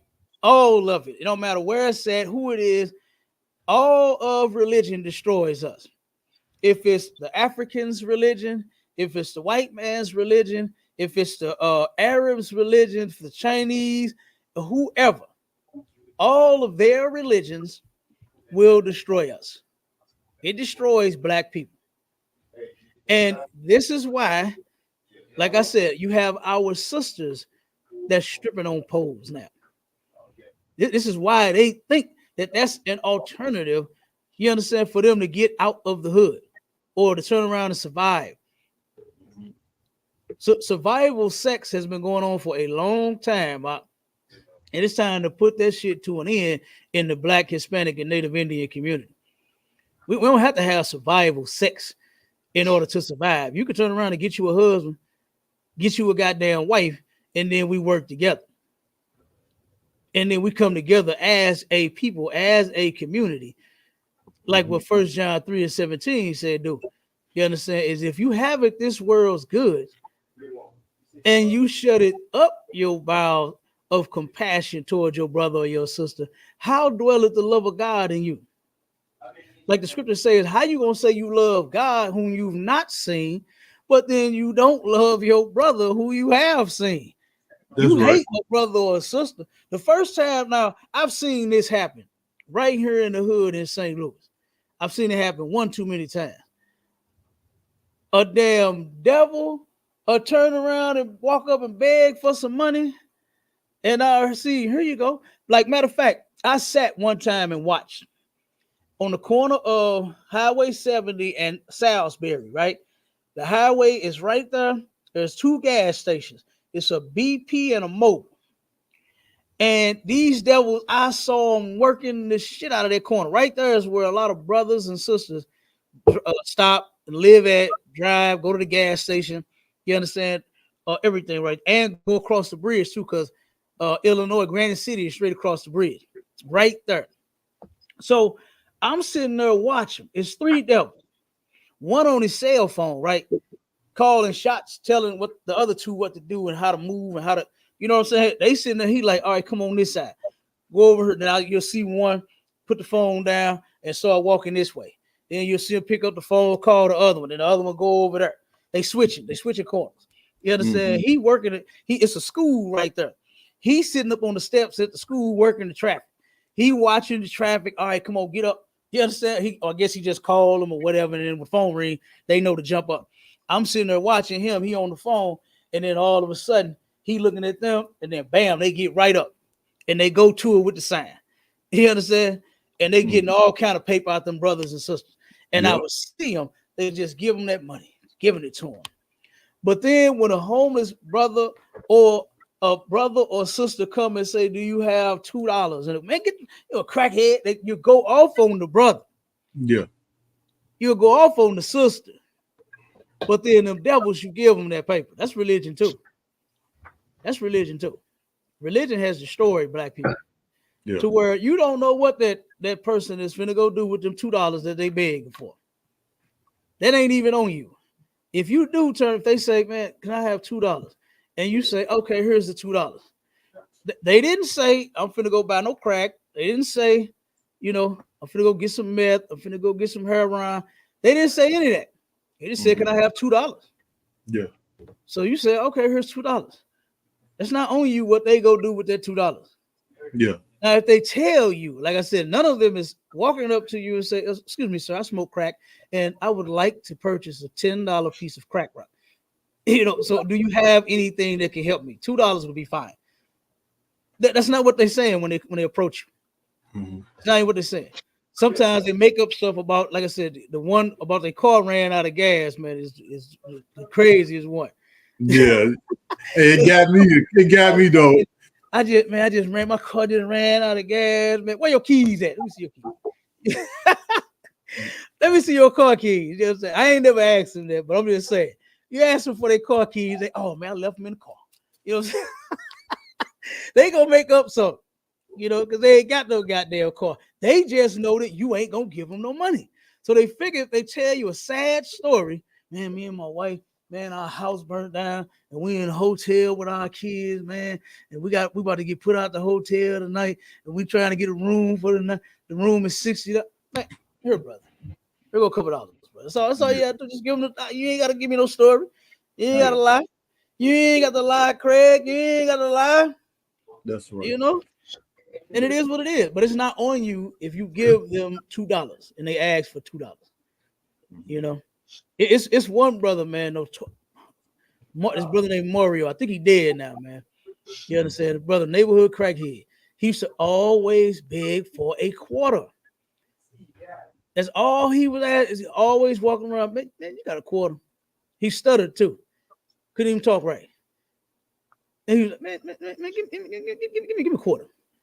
Give me a quarter. He would beg everybody for a quarter. You know? And like I said, I hate seeing our people like that. You know, I want to see them off drugs. That's I want to see us come together. You know, I want to see us where we be able to eat and feed our people like what we doing. You understand? In this organization, that for the ones that's outside of her, come join us. Come help us fix the problem. Don't keep talking about there's a problem and you ain't doing nothing about it. If you tired of the crack, you understand, and the drugs and the violence in the black community, come join Commander General YAHANNA and do something about it. Right. That's what you do. Not just talk about how you hate the crackheads. You understand? And you ain't ready to do the work. All right. So read a little more on that. Matter of fact, now skip that one. Skip that one. That's pretty much the same thing. It's the strippers, and they was in a huddle, and they think that this was a Nigerian strip club right here, right? Where they were praying. They were praying to God. They Christians too. Them Nigerian strippers was Christians. Yeah. And they were praying that God make it rain in here. What's that song Kurt Franklin made? Rain down on me. That's what they were talking about right there. Melodies from heaven. Rain dollars down on me. That's what them strippers, that's what them hoes want. You understand? Was for the fellas to take it, make it rain. Throw that money at the booty. That's religion, man. And that's what's destroying black people. Because this is what religion is all about. It's all about whatever filthy and nasty thing that you could think of and desire. That's what it's about. It's not about God. It's not about Jesus. It's not about saving a soul. It's not about none of that. It's about whatever nasty thing the individual wants to do. There has to be a scripture that allows me to do it. So they go through the Bible and they try to find scriptures to make themselves excuses for their nasty and filthy and disgusting behavior. That's what they do. That's what they all do. Come on with it. Go ahead. So, I mean, even adding on that, when you're talking about religion make people do disgusting things, I've seen so many articles to where, you know, when people unalive people, you know what I'm saying? The first thing they say is, God made me do it. God came and talked to me and put a voice in my head and he made me unalive this poor little this child, or you know what I'm saying, their own spouse. You know what I'm saying? But they'll use, like you say, they'll use religion for any sick thing they want to do, even pedophilia, even when they want to touch little kids. Yeah, they do. They will use the Bible and they will use religion for that. So I mean, it's a very heavy topic you're hitting on, because it's a, man, it goes across everything, because they'll use their religion, and even in some religions, all that stuff is in there. Homosexuality, like the Catholic Church suck on baby pee-pees. Yeah. You know what I'm saying? They're using their religion to do that. Yeah. And they giving them herpes and they doing all kind of crap. You know what I'm saying? So it's a lot, yes. God, absolutely. And I think that is disgusting.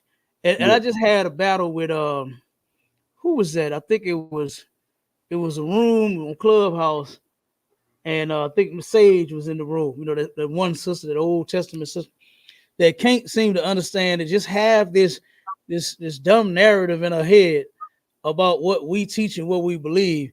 And they started bringing up the Talmud and all that other stuff that we don't rock with. And I've been telling her for years. I told, listen, man, stop asking me questions, because y'all asking me the same dumb question. We have explained to you over and over and over again that Talmud has nothing to do with Israelite culture. That mess that you bringing up, you understand, has nothing to do with us. We don't get down like that. And like what you just mentioned, Mashallah, about the priest sucking wine. I ain't never want to suck nothing on my kids. Their penis, not even their jaws. You know how some parents, I seen mothers do it, just sitting sucking on the baby jaw. I don't even do that to my. You understand? I don't even do that. You know, I kiss them. I didn't kiss my babies, but I ain't sucked on nothing. You understand? And I never think to do anything sick to any of my children. That's not our culture, man. That's right. That's their culture. That's heathens' culture. Damn right. That's religion. That's a religion that allows those men to circumcise a child and pour wine on their penis and suck it off. You molest them. They little babies. That's why a lot of those Jewish white folks are gay and LGBTQ. That's right. That's why a lot of them are like that. They've been getting molested since they was fucking 8 days old. Since they first got circumcised. And that's religion. And that's the stuff that destroyed black people, man. Okay. That kind of religion, because where did Eddie Long get that from? Huh? Where did your local pastor get that from? It was a church here. I think it's called the St. Louis Prophet or something. It's a church up on Natural Bridge, and I think it's Pine Grove. And for years, since when I was a kid, I used to hear that this man was molesting children in this church. I was hearing the adults talk about him molesting children in that church. You know, that church is still there. That church is still going on. And I don't know if it's the same guy, but it's same church, same everything still going on. And he was, like I said, that was taught when I was a kid. I'm hearing my parents, my grandfather and my mother and everybody talk about that pastor right on that corner molesting children in that church. And every Sunday, that church was filled. That church was filled with people. Religion has destroyed us, man, to where you don't even care about your goddamn kids. You more concerned with these nasty ass pastors. They do that kind of stuff. Yeah. They do that. They do that kind of sick mess to them kids. And what do you do about it? Smack them in their mouth and tell them they better not talk crazy about your pastor. Don't you touch my anointing. Hey, yep. They love that scripture. That's what they tell the child. Yeah, they tell the child keep their mouth off of the anointing. That's what they tell the child. Yeah. Straight up. When the child is begging for you to help for what done happened to him, you're supposed to go in there like a motherfucking hero and save the day. That's what you're supposed to do. That's right. But instead, you're a coward. Instead, you love your pastor more than you love your child. That's right. You love your pastor more than you love the Lord. You love your pastor more than you love Jesus. They don't even understand that. They don't even understand. The pastor has become their God. That's right. That's who their God is. It's not God in the Bible, because you ain't listening to him. Because the God in the Bible say, don't even go to church. That's what the God in the Bible said. He said, don't even go there. He said, don't even have those images and stuff that you worship. That old rugged cross. They sing about the damn thing. They talk about it every damn Sunday. Okay? Oh, wait a minute. They done got us. Yep. There you go. Well, they love flagging us on on TikTok. Yep. Let's see. They got us again. Let's see. Yeah, there it is. So they don't want to hear this, boy. They don't want to hear this truth for nothing in the world. They love lies. Yeah, they do. They love it. If I can pull that scripture out of one. God, pull it. Let me play this video. Let me show you how religion has destroyed us. It's this razzle and this dazzle. So get that scripture ready, and then we're gonna play it right after we play this pastor here. It's this razzle and this dazzle that done destroyed us. It become so blurred until we got gospel singers singing secular music and secular singers singing gospel music and preachers looking like motivational speakers and motivational speakers trying to look like preachers and psychics trying to be prophets and prophets acting like psychics, and we're standing out here in the middle and we don't know where to go.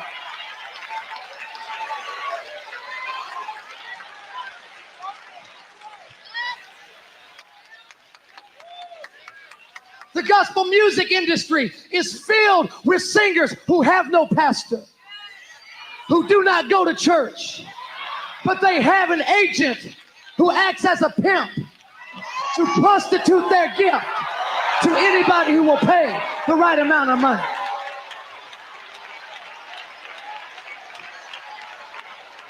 I may never get to come back, but I'm gonna preach tonight.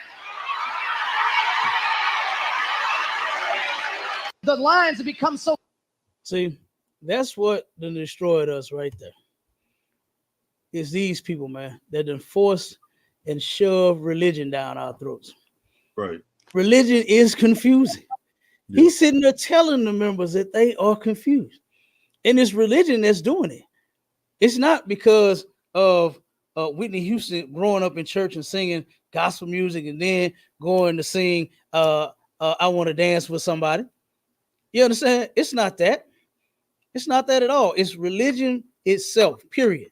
That's why our people are so confused and looking at the pastor, looking at the psychic, and looking at the prophet, and looking at this person and the singer and the dancer and all this, because of religion. It's confusing. It's confusing as hell. You're supposed to have this righteous God that wants everything to be right in your life, and everything is going wrong. Everything is going wrong. How can this be? You say pay your tithes, and everything will be right with me and the Lord, and nothing is right. Nothing is right. Yeah, they're not teaching our people the right thing. They're teaching that razzle and dazzle. All them preachers preach that way. They say, "Hey, I might not get to come back, but I'm gonna preach tonight." Act like they really saying something that's so like death defying, or going against the norm, or they're the preachers that's really speaking out against, you know what I'm saying? Something. They're not, man. They all are motivational speakers. That's what they are. Con. That's what preachers are.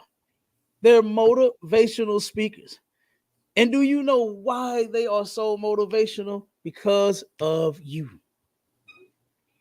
Because of you. Because that's what you want to hear. And give them that scripture, because it's right there in the Bible.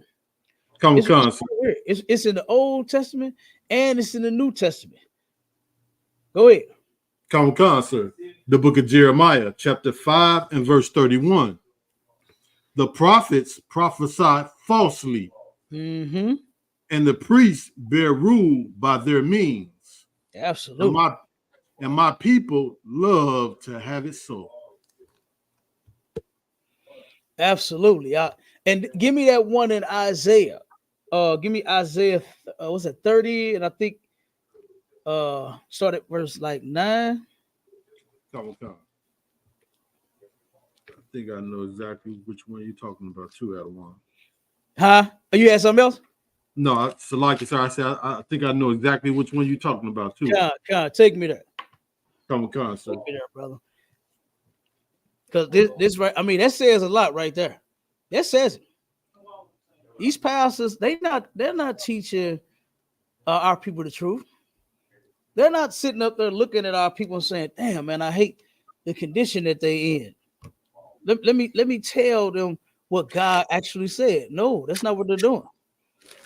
Because if you telling them what God said and what God wants, then that is to change your life. That's what God said do. All of this stuff that you are doing, that you learn here in America, the Lord said for you to turn from that. The Lord said for you to turn and stop celebrating holidays. Right. To turn around and stop celebrating birthdays. I don't understand why my family don't understand that I don't celebrate birthday, but they constantly hit me with that happy birthday, cuz I know you don't celebrate. Well, if you know I don't do it, why are you? And then this is what gets me, is they claim we're forcing what we believe on them. I ain't once hit them and said, well, I know you don't believe in Israel, but hey, Shalom, Israel, you're an Israelite. I don't bother them with it. You understand? I go teach elsewhere.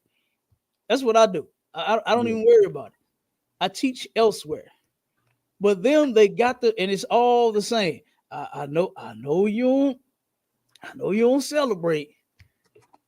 But hey, cuz solar, what they call, one of them call it solar return day. What in the hell is that? Happy solar return day. Happy born day. Happy Earth Day. Happy. Oh my God! This stupidity.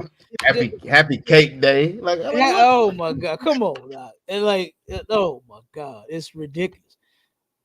Like I don't celebrate it, you know, and I'm not going to acknowledge it. And you got to watch your family, boy. You got to watch them. You got to watch their emotions and all that, because they were trying to say such good words about me. You understand? In the family text thread, they were saying such wonderful things about me. And see, if you ain't a soldier, you can get swallowed up by that. That's You right. understand? You can turn around and hear that and be like, "Oh man, damn. Oh, okay, thanks, y'all. I appreciate it." And then you be to feel right, and before you know it, you celebrating your birthday that day. Before you know it, you celebrating your birthday that day. You the one that got you a cake. You the one that got you a damn candle. How many candles? How old is you gonna be? 50? You either gonna put 50 candles on top, or you just gonna put the 5 and the O on there, or you might just put the one candle on there, and you're gonna blow it out and make a wish, and you look silly as hell. So you gotta be careful, man. You got to be careful, boy. That family will get you. They'll get to you. So you can't let their sweet words, kind words, and none of that get to you. You gotta stand strong. And that's what we do in ISUPK. I stand strong. That's right. You understand? I don't even respond to it. They say happy birthday. I leave it there. You know, I leave it there. Because I don't acknowledge it. And I would love it if you don't acknowledge it too. You're making me remember the day. I forget about it. I forget about my birthday until they bring it up. You know, I hate looking at my license and it's on my license. You understand? Yeah. I hate looking at paperwork and they ask me date of birth, DOB. I want to forget it. Right. Go ahead. Cap, they get so crazy with it now, man. Out of one, like they don't even celebrate the day no more. They got to do a week. They got to do a whole month. They got to do a pre-week before the birthday. And all this crazy crap, man. Like, come on, man. It's you are that full of your damn self. You are that full of yourself. You gotta. I'm celebrating the whole month. My birthday in this month. I'm celebrating the whole month. What? Yeah. That's crazy. And let me tell you something that one of my aunts, right? My aunt, she said, nephew, this year I'm celebrating my birthday for the whole month. I said, damn, really? She said, yeah. She said, I said, what you gonna do? She said, nigga, I'm getting high every day, nephew. She smoked weed. She said, I'm getting high every day. I said, AT. I said, you get high every day already.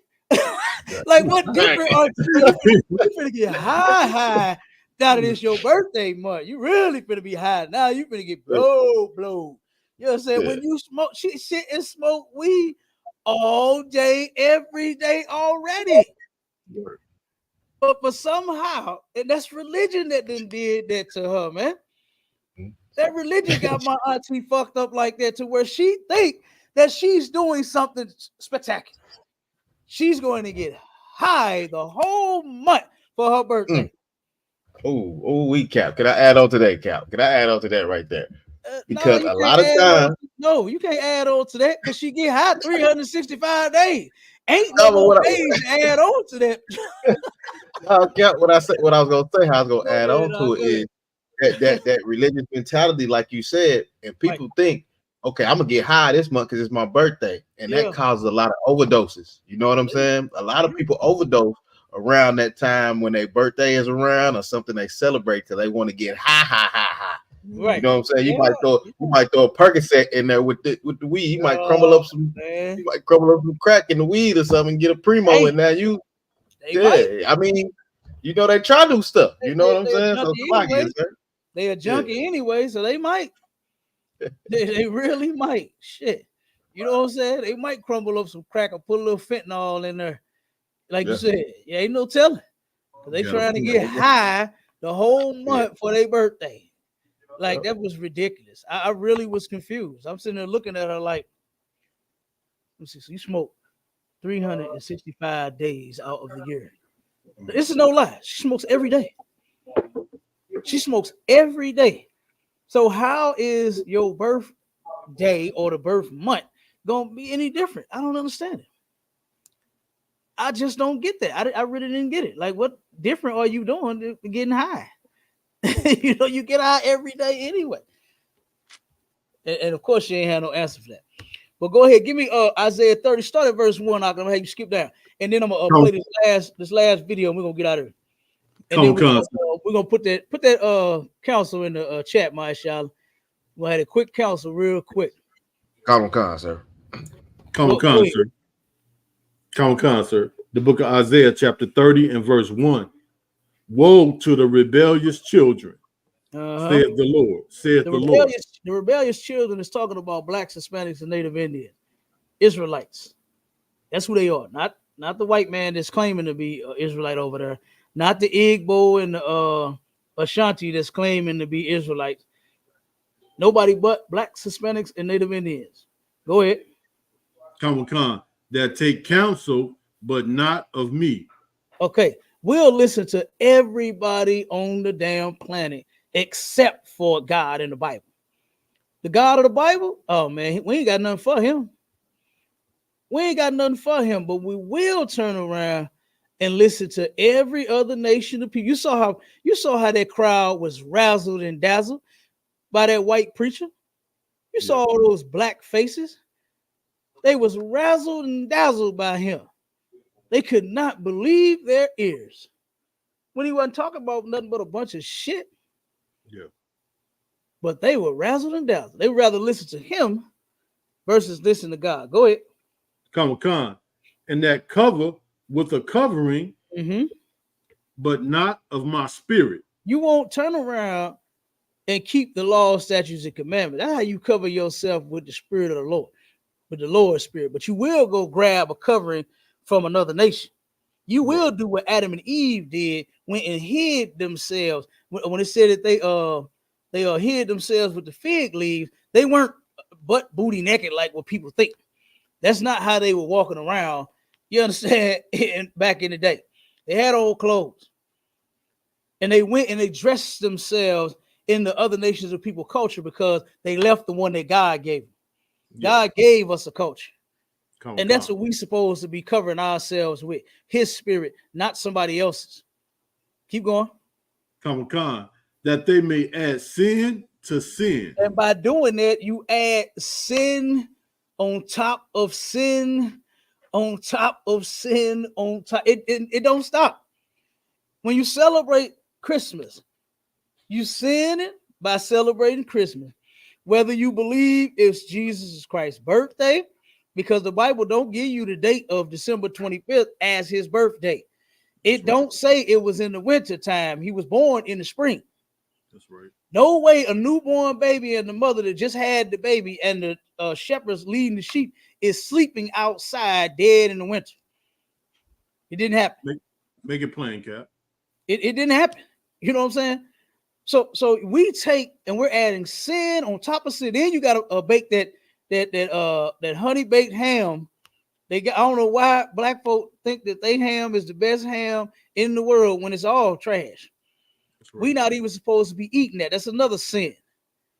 Then you giving gifts to the kids, supposedly the kids, but you're placing the gifts under the tree. You don't even understand it. That's the worship of Nimrod. You're worshiping Nimrod because when his mother, that was his lover, these Hamites was having sex with each other, a mother and a son. And when he died, she said he came back in a tree. And if you want to live, put them gifts under that tree. That's where you get putting a gift under the tree at. So you add sin on top of sin on top of sin. That's right. And the Bible tells you that God is a jealous God. So why in the hell are you doing this? Because of religion. Because you love your religion more than you love your God. You absolutely do. I ain't even gonna go there with Thanksgiving and Memorial Day and Labor Day and Martin Luther King Day and the 4th of July Day, all the goddamn days that you love to celebrate. You're adding sin on top of sin. Right. All right. Keep going up. Come, that they may add sin to sin. Mm-hmm. Verse 9, that this is a rebellious people, lying children, children that will not hear the law of the Lord. Mm-hmm. Verse 10. Wait a minute, hold on. I want you to go to 2. I ain't want you to skip down yet. You right where I want to be, but get 2. I wanted you to get 2. Come on, Salakia, sir. Don't sweat. Book of I want to make this point too right here. Come on, sir. Go ahead. 2 and 3. Come on. Verse 2. That walk to go down in Egypt, and have not asked at my mouth. Okay, so you turn around and just look at all of our people that wear those ankhs. They get those Egyptian wings. You understand? I forgot the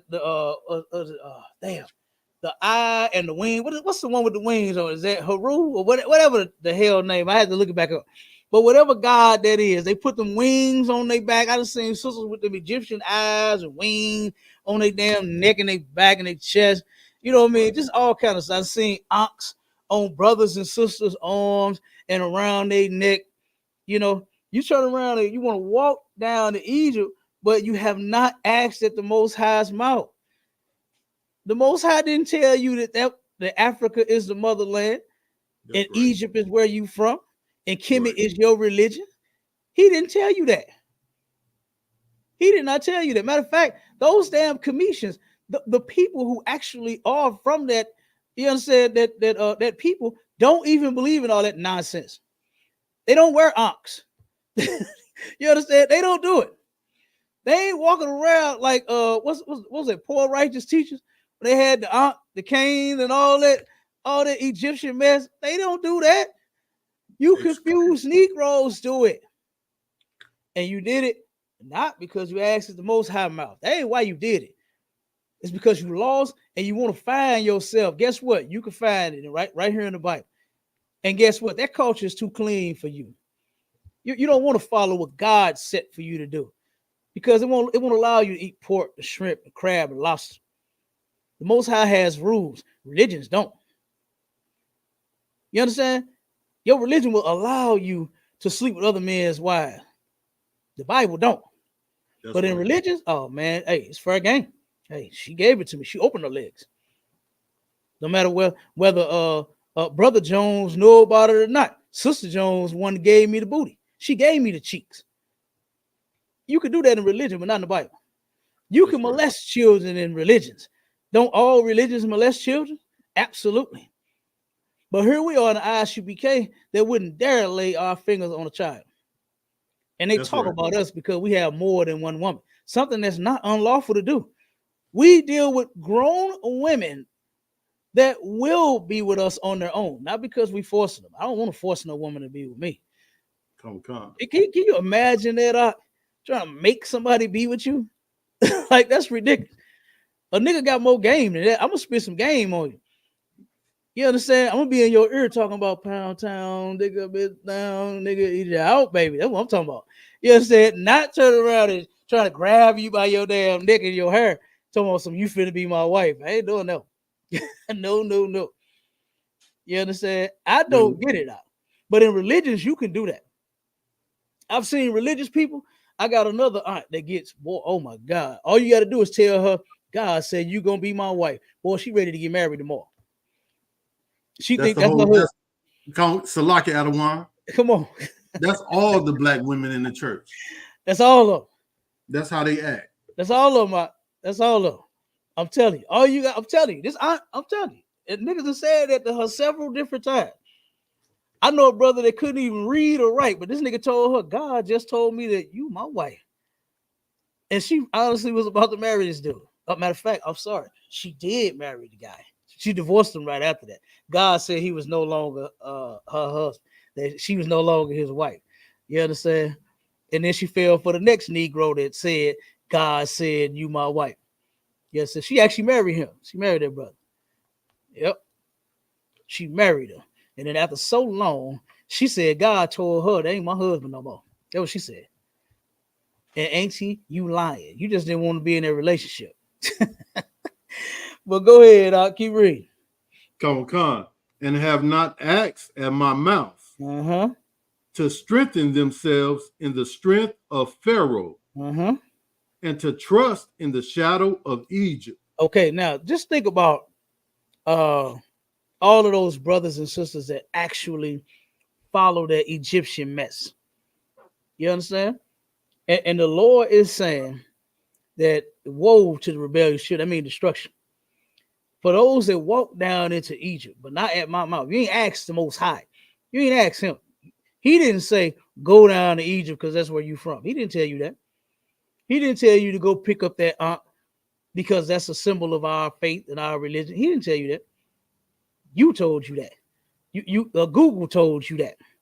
The nonsense that you heard out of the conscious community that Captain Tazariak has obliterated. He done destroyed that community. Destroyed them. And that's what it's saying. It says, you strengthen yourself in the strength of Pharaoh and in the shadow of Egypt. Keep going up. Read verse 3. Come on. Verse 3. Therefore shall the strength of Pharaoh be your shame. And the trust in the shadow of Egypt, your confusion. That's why people are so confused with all this 6 neurons and neutrons and protons and all that dumb shit, 666, melanin and all that bullshit. You understand? Like I said, those people don't even follow that nonsense, man. You don't even hear them. None of them do you hear yapping about any of that nonsense that our people do in their religion. That's why the Lord said that shit is going to be your shame and your confusion. You still ain't going to be able to get it right while you think you done mastered that. What's his name? That dude that molested that little girl that got caught. Polite. Right. Polite sound like he's a master of that mess. Sound like he's so educated, and he did the same thing pastors do. He a Christian pastor himself. He hit our people with that razzle and that dazzle, and our folks followed and fell for it. They fell for the banana in the tail. Pause. They fell for the banana in the tailpipe. Man, we can't say that no more. That's for them trans now. You understand? That's for them transformers. You understand? The banana in the tailpipe is for transformers. Pause. Okay? But they done fell for it. And look at what happened. Look at what happened. While you sitting here following this dude, look at what he's doing to these kids. I'm sure it was more. I'm sure that wasn't the first one, the only one. But and then his own woman, like the one you live in the house with, like God damn. Cause why did he do that? Because he don't have no morals. He's in a religion that allows him to do whatever he want to do. In here, we got laws, we got rules that we follow in here. And I wouldn't dare harm a child. I wouldn't dare sleep with another man's wife. I don't want your woman. I don't give a damn how fine she is. That's a sister. That's how I'm gonna look at her. I'm gonna look at her like a sister, not talking about, man, girl, you know, hey, he over there, you know, he on Shamar, baby. Come on, go with me real quick. Nah, I ain't doing that. Oh no. You understand? That's disgusting. I don't want no woman that another man is running up in. That's right. And running through. That's his. That's for his pleasure, his enjoyment. And I want my own. All right. Now skip down. Now give me right where I need to be. Come on, sir. The book of Isaiah, chapter 30 and verse 9. That this is a rebellious people, lying children that will not hear the law of the Lord. They just won't hear the law of the Lord. Religion is what makes you refuse hearing the law of the Lord. Because that religion that you heard say, hey, God's laws is done away with. Jesus died for your sin. Not for you to continue to sin, dumb. It's for you to stop. Right. For the things that you've done, if you turn and follow Christ and obey him, which Christ said, follow the laws of God. The laws of God, laws of Moses, laws of Christ are all the same laws. And if you do that, then you can get some mercy from the things that you've done. But not turn around and just continue to sin and keep on doing it. I mean, it's pointless. I mean, what are we doing here? Why do you think a sinner is going to get into heaven? And a sinner can just constantly disobey God, and you think that God is just sitting up in heaven, like, oh, okay, he says sorry again. Okay, forgive him again. And again and again and again and again and again and again and again and again and again. Just keep forgiving them. That's God don't work like that, man. Y'all better read that Bible. Y'all better come. Matter of fact, don't even read it. Read it in here. You know what I'm saying? Come get taught first, and then you can go read it. Yeah. Because you don't know what the hell you're doing. That's right. You see it the way that the church has taught it to you. So come learn it the right way first. You understand? Don't bring that shit that you heard your pastor tell you in here. Okay, because that ain't gonna work. Because that ain't real what your pastor tell. That's not real knowledge. You understand? That's religion that they done taught you in the church. And that's what got you divorcing your husbands, leaving your wives, abandoning your kids, your LGBTQ plus, your own drugs. You understand? You all kinds of wrong. Mm-hmm. You eat abominable things. You are an abomination.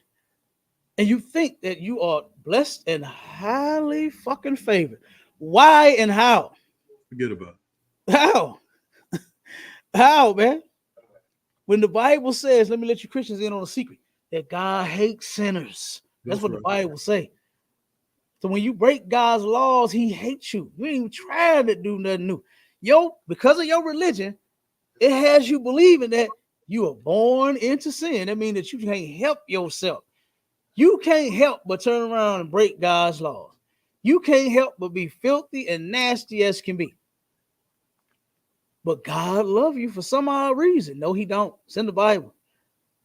And if you want God to love you, because I know I sure in the hell did. That was a shock right there, brother. When I heard, when that scripture got broke down to me, I was shocked.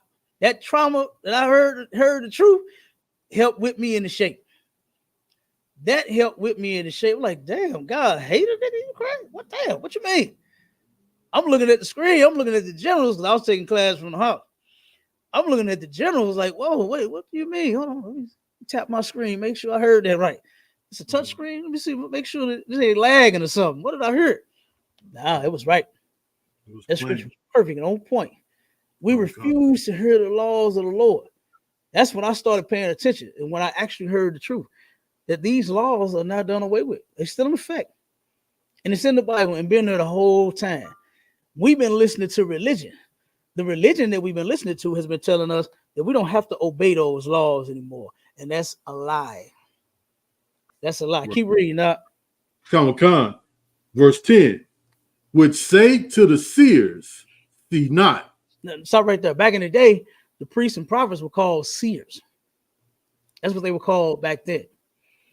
And we tell them, hey, I know you see me selling this dope, but see not. You ain't see nothing. Mm-mm. Mm-mm. I know you see me on this corner with this, picking up this hoe. Mm-mm. You ain't see nothing. See not. That's their job, is to correct the people. That's their job to keep us on the right track. If you go off, you're supposed to get checked. You're supposed to get correct. Hell, some things you do, you might get stumbled. you might not make it. You understand? There are some laws worthy of death. You break those. Okay. So you better be mindful. You understand? You just might not make it home. All right. That's so right. You tell them, see not. Hey, look, no. God cleansed the animals in Acts 10. So this pork, you see me eating this pork chop? You don't see it. You don't see it. See not. This shrimp scampi that you see me at Red Lobster eating, see not. Don't see. Don't see. That's what they're saying. You see my sins, don't see it at all. That's what they tell them to seers. Keep going. Con. And to the prophets, prophesy not unto us right things. They say, listen to the teachers, right? The ones that's teaching. Don't. Nah, I don't want to hear that. I don't want to hear nothing right. I don't want to hear nothing about adultery is when you sleep with another man's wife. I don't want to hear that. Prophesy not. Don't prophesy unto me right things. Don't tell me what's right to do. Don't tell me the truth. Right. Keep reading. What do we want to hear? Speak unto us smooth things. Mm-hmm. Prophesy deceits. That's where your preachers come into play at right there. That's where they come in at. Because they always teaching and preaching something smooth, ain't they? They always got some kind of act going on. They always talking like they out of breath. They all and the Lord and he turned around and he came and then he said and then he went left and then he went right, and then he went back and then he went forward and then he turned around and went down and then he went up and then he came around and then they always doing that. They always turn around and speaking smooth things. God love you no matter what. God loves the sinner, but he hates the sin. He always speaking deceits. Pastors are always doing that.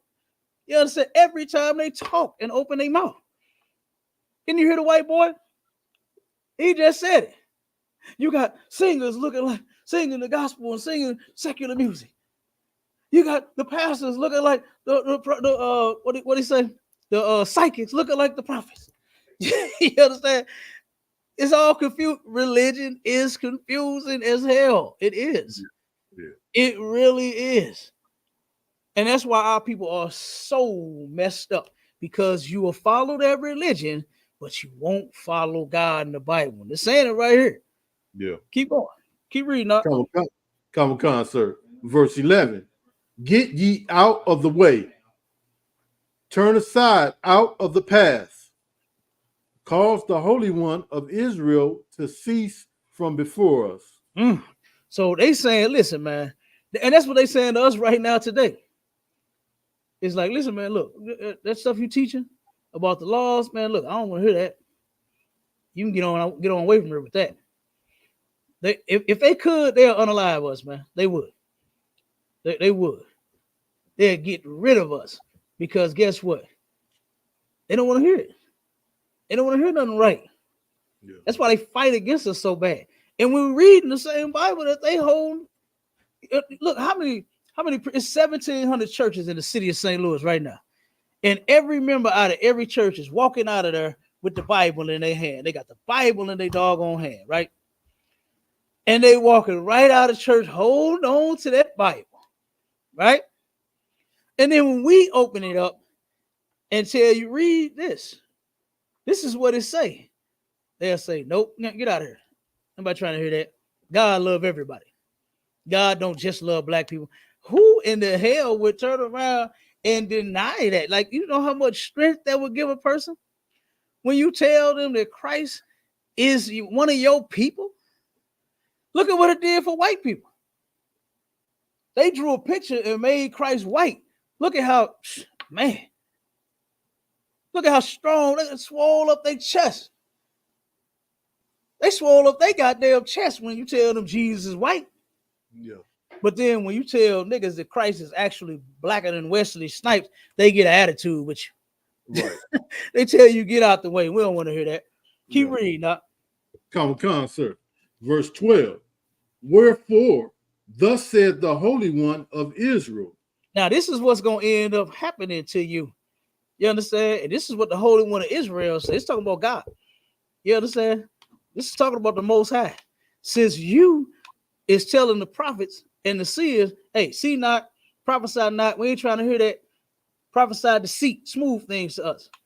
Cause the Holy One to cease, meaning that stuff you talk about in that Bible, that God stuff, we don't want to hear that. Religion sounds better. Yeah. What I heard at the Baptist Church, Greater Ebenezer Baptist Church, sound better than what you talking about. I saw the pastor up there with his suit, and man, that made more sense to me than what you talking about in that Bible. So now, this is what the Holy One of Israel is going to say and do a return. Go ahead, Doc. Come, sir. Because ye despise this word and trust in oppression and perverseness and stay thereon. Meaning that you won't change. You trust in oppression and perverseness, your nastiness and your filth, right? And you stay thereon, meaning that you won't stop. Yeah. You just keep doing it. You make a reason. The Bible says that a sinner makes a reason for them to sin. Yeah. Or make it an excuse for them to sin. That's what they do. That's right. That's what it is. So many junkies. We tell weed heads that it's unlawful to smoke weed, and then they make an excuse. Well, you know, my eyes be hurting. Nigga, you ain't got no goddamn glaucoma. You ain't been diagnosed with nothing. You understand? You ain't been diagnosed with nothing. And you talking about your need for you having weed. It's because you are a junkie. And because the white man, he is the devil, the Bible speaks of, and he give you all of the excuses. Now he turn around. You don't have to go to no doctor, because at first doctors would prescribe you that marijuana in a pill form. Mm-hmm. Now they turn around. You can bypass the doctor and go to a person who sat in a class and got a certificate and give you a prescription. And now they done switch that real quick. You don't even need that. You can just go in and buy your dope. Just go in. You don't even need an excuse now. You just go in and buy your dope. And so many of our people have failed for that. Why? Because we wanted the Holy One of Israel to cease. We trust in oppression and perverseness. We trust in their gods. And their God is perverse as all get out. He's just as nasty and filthy as he want to be. All right? Keep going so we can get this last video in. Come on, sir. Verse 13. Therefore, this iniquity shall be to you as a breach ready to fall. That breach ready to fall, boy, look at her. It's just think about a bridge. You understand? They got a crack in the bridge. Sooner or later, that thing is going to break. And it's going to fall. Keep going. Swelling out in a high wall, whose breaking cometh suddenly at an instant. Okay, stop right there. So right there, what's going to happen to you? You're going to be destroyed. Yeah. That's basically what's going to happen. That breach in a high wall. Just think of like for instance, the different dams and things that they had down in New Orleans. That's what happened to that wall that they closed when water get too high. Mm-hmm. It's supposed to stop and block the water from getting through and flooding the goddamn city. Right. So they shut. The water was rising so high, the alarm went off and the wall closed. Boom, and you can see where that wall swelled. You understand? And that thing, that pressure from that water turned around and boom, suddenly it just bust all the way open, and that's what caused some floods down there in New Orleans. Same thing in just about every city where they got the rivers and they got those dams, they got those walls. And sometimes those things just don't work. It help a little bit. You understand? Sometimes it work and sometimes they don't. Sometimes that water and that pressure just get too high, too much, and it'll bust through it. That's what the Lord is saying. Since you're staying on, it says you stay there on, meaning you won't stop with your whoredom. You just keep smashing and passing. Suddenly, you're going to smash something that got AIDS, and then poof, you're going to bust. You understand? That's what that's talking about. You keep going out here robbing people. One day, all that robbing going to catch up to you. That swelling, that wall that you building up is going to bust, and somebody going to rob you and possibly do something even worse to you. Yeah. Possibly do something worse, or you might get caught doing the robbing. Like what some people have here in St. Louis. They had a couple of people that turned around and was out here robbing folks. And they turned around, and those people that they was robbing had guns on them. They returned fire. You understand? And unalive some of, the ones that was doing the robbing. I know a brother that turned around and he was getting caught jacked. Old man. I think he was in like his 60s. Old head in his 60s was getting jacked by a younger brother. And he turned around. The old man was able to fire on him. Yes, he walked up on him with his gun, told him, "Give me them keys, get out this car." And he turned around and fired on him and unalived the dude. And now the family is mad at him. The family is mad at him for him preserving his life during his time. You understand? The time where your son or your nephew, whoever this person was to you, he is in the wrong. Right. He should not be carjacking his brother. That's right. He should not be putting a gun. I don't even understand driving a stolen car. Like, what the fuck enjoyment do? Go buy a hoopty, man. Those things are still in style. You understand? Hoopties are still in style, brother. God damn. You ain't got to have no brand new car. Go get you a hoopty, man. You can at least get from point A to point B in a hoopty. That's right. They still got them out there, boy. And they still running too. Oh yeah. I love them old ones and them classic, boy.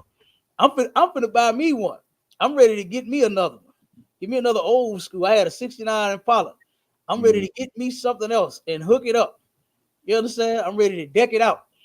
Buy you something old and fix all the work and drive that, man. Stop trying to carjack people. Yeah. You know? And then you won't have a person that have to defend themselves and be scared for their life and then taking yours. None of that will happen if we all would obey the Lord. But religion is what's caused that. And now one more nasty thing that we got to turn around and show is I could not believe my ears as I saw this. I really thought I was being nobody right? would have ever thought of. But I did not know that she was really going to do this. Okay. And Sexy Red absolutely came out with this right here. And I got another video. I wasn't able to edit the video, but I'm gonna show you that religion is responsible for this mess too. I got a lip gloss brand, and the names for my lip gloss is something that nobody would have ever thought of. I got one called Nut, and it's the color of some nut. I got one called Gonorrhea. It's green like gonorrhea. I got the names for my lip gloss. Just wait a second. Let me go back a little bit. I'm gonna show you how religion is the cause of this nastiness. I'm gonna show you that. She turned around and really believed that this was some type of God. This sister believed that she was put on earth to do this. I'm finna show you. I'm gonna show you why I'm putting this together like that. All right. But she turned around and came out with a lip gloss, right? Nothing wrong with the sister making lip gloss. Okay. I feel that we should make all of our products, our beauty products, makeup. I don't really like sisters wearing makeup. It's okay to wear a little bit, but not a lot. Yeah. But lip gloss is wonderful. I love that. Ooh, I love seeing lip gloss on sisters' big old beautiful lips. I love it. You understand? Nothing wrong with it. Nothing wrong with her making a lip gloss line, right? She could have made a lip gloss line called Sexy Red and left it like that. Yeah. But this sister turned around and did this. She named them after STDs and bodily fluids. She did what, Cap? She named them after STDs and bodily fluid. That's why I stopped it so that everybody could catch it. Okay, because this kind of low. This video kind of low. Let me see if no, I don't think it's gonna get no higher than that. But this one's a little low. So this is her, and religion is responsible for it. And I got the other video. I wasn't able to pull it up. I'm gonna see if I could play it from my phone and if y'all can hear it. Just 1 second. Give me 1 second. Hold on. So here we go. Okay, so let's go through the lip gloss. These are the names of her lip gloss. Nobody would have ever thought of. I got one called Nut, and she got one called Nut, and it's the color of some nut. That's what she just said. Like this is insane. And religion has destroyed this sister too. I got one called Gonorrhea. It's green like gonorrhea. She has another one called Gonorrhea. What woman is going to rub this across her lips? I don't get it. I don't even get it. I don't even get it. And go to a shelf or go online and purchase this lip gloss, and you looking for the brand, the one that you want, and you click nut. Okay, and it's the color of some nut. I don't even see how you pick that and buy that. And then you pick one called gonorrhea, and it's green like gonorrhea. And you in the mirror rubbing gonorrhea across your lip. I can't see it. I can't see it. Hold on one second, my shot, before you rock. Let me play this and then I'll let you rock. Okay, Let's get it. I got one called Yellow Discharge. I got one called Yellow Discharge. It's the color of some discharge. You know how girls be having yellow discharge? This is what this sister turned around and said. This is a lot. This is something that she's actually put out there. This ain't no this ain't no joke, it ain't no game, it ain't no. She actually put this out there. All right. Hole pink, booty hole brown, coochie juice. She told him what? Booty hole brown, coochie pink, booty hole brown, coochie juice. Like, oh, come on, man. Now, understand something. It's nothing wrong with a man and a woman having sex, right? Nothing wrong with you enjoying each other's body parts. That's what the Lord created them for. If you a man, you take that rod of yours and you let that woman go to work on it. You let her have it. You understand? Take her to Pound Town. Sisters, they got them breasts, they got them dunks. You understand? What did my man say? Soldier Boy, she got a dunk. She got a dunk. She got a dunk. Guess what, brother? Love that dunk. You understand? Love it, rub it, smack it up, flip it, rub it down. Oh no. Do your thing with that. Right? She's for your enjoyment. But this right here is just beyond me. I just don't understand, why do we have to be like nasty in everything that we do? You know, why do you turn around and label the name and the color of your lip gloss after an STD that she admitted that she caught several times? And she really thinks the shit is funny. Good. One day you're gonna get the big one, man. Yeah. One day you're gonna get the big one, and it ain't gonna be so funny then. Yeah. It ain't gonna be so goddamn funny then. And she really think that she is a genius for doing this. She really let somebody soup her head up and told her, "Oh my God, you're a marketing genius. I can't believe you." Somebody souped her up to do something stupid, man. I would have told, name your shit something else. You know, name your shits like sexy green, sexy yellow, sexy. Right. I mean, after you, that would have been more genius than after gonorrhea and after yellow discharge. Like, come on, man. Right. That's crazy. So let me finish. 1 second, Warrior. Let me finish it. And coochie juice is clear with silver glitter. It's cute, like the cute, and it smells good. And it's so like, you know, people gonna talk shit, but other people was like, you is a marketing genius because it's so fast. And it smells good too. I be thinking all out the box. It's not even on purpose. It's just like my brain helped me think outside the box to do some crazy shit. Yeah, that shit is real crazy. It's real crazy. Go ahead, Maisha. Come on, sir. She talking about her brain. You are retarded. That's what you are. Somebody needs to fire her PR and her marketing person, because that's not nothing that you market. So just like say, like we get something from Captain Desire Yacht. They'd be like, man, damn, what you got on, man? I got on that Fourth Dimension. I got on that Legend. I got on something like that. If you put on her stuff and they say maybe it may smell good or whatever, and you go get it, and somebody come ask you, hey, what you got on your lip? You're gonna say, I got on that discharge. Oh my God, come on. I'm wearing that discharge. Ain't no woman. Ain't no real woman. Ain't no real woman gonna buy nothing that's called discharge and nut and gonorrhea. I got this gonorrhea on, girl. You see that that gonorrhea, y'all. Come on, man. That they need to. Oh my God, man. That's crazy. Damn, that's for nasty. I wouldn't even mess with a chick that say she got discharge on her lip. Right. I'm gonna run as far as I can. Yeah. She got on that gonorrhea. Yeah. She got on that gonorrhea. I'm gone. I'm out of there. That's crazy. You know? Don't kiss me. Don't kiss. I don't want nothing with them lips. Not nothing called no gonorrhea. That's right. You understand? Call it loving Cap 10K. You can tell me that. Yeah. But I ain't doing it up. Mm. Yep. Yeah, I can't find that video. God damn it. But this is what happened. She was doing an interview in a car, and she turned around and has said that she believed that God put people on earth to be the chosen one, to take care of everybody and do all this stuff. That's what she was saying about herself, you know, and others like herself. God didn't put you on earth and set you up to be nasty. That's right. He didn't do that. So somebody else did that.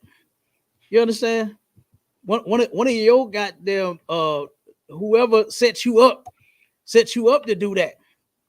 You know what I mean? Whoever turned around and said this is a good idea, like you said, her people, her team that set this up, yeah, they did that, not God.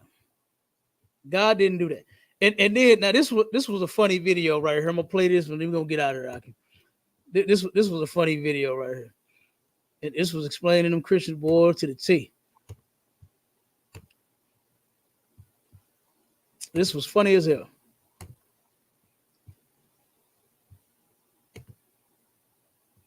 Club and go straight to church. I'm not gonna miss the word. I'm a Christian. She said what she said was, I'm a Christian. Hold on, let me start it off. She said, I'm a Christian and I leave the club to go straight to church. That's what she said. And that's what Christians do. You understand? They claim that you ain't supposed to be there. That's what they teach. That it's unlawful to go to the club. But for some odd reason, they all do it. And this is what this was about. Hold on, let me pull it back up. I was trying to start it over so you can hear it.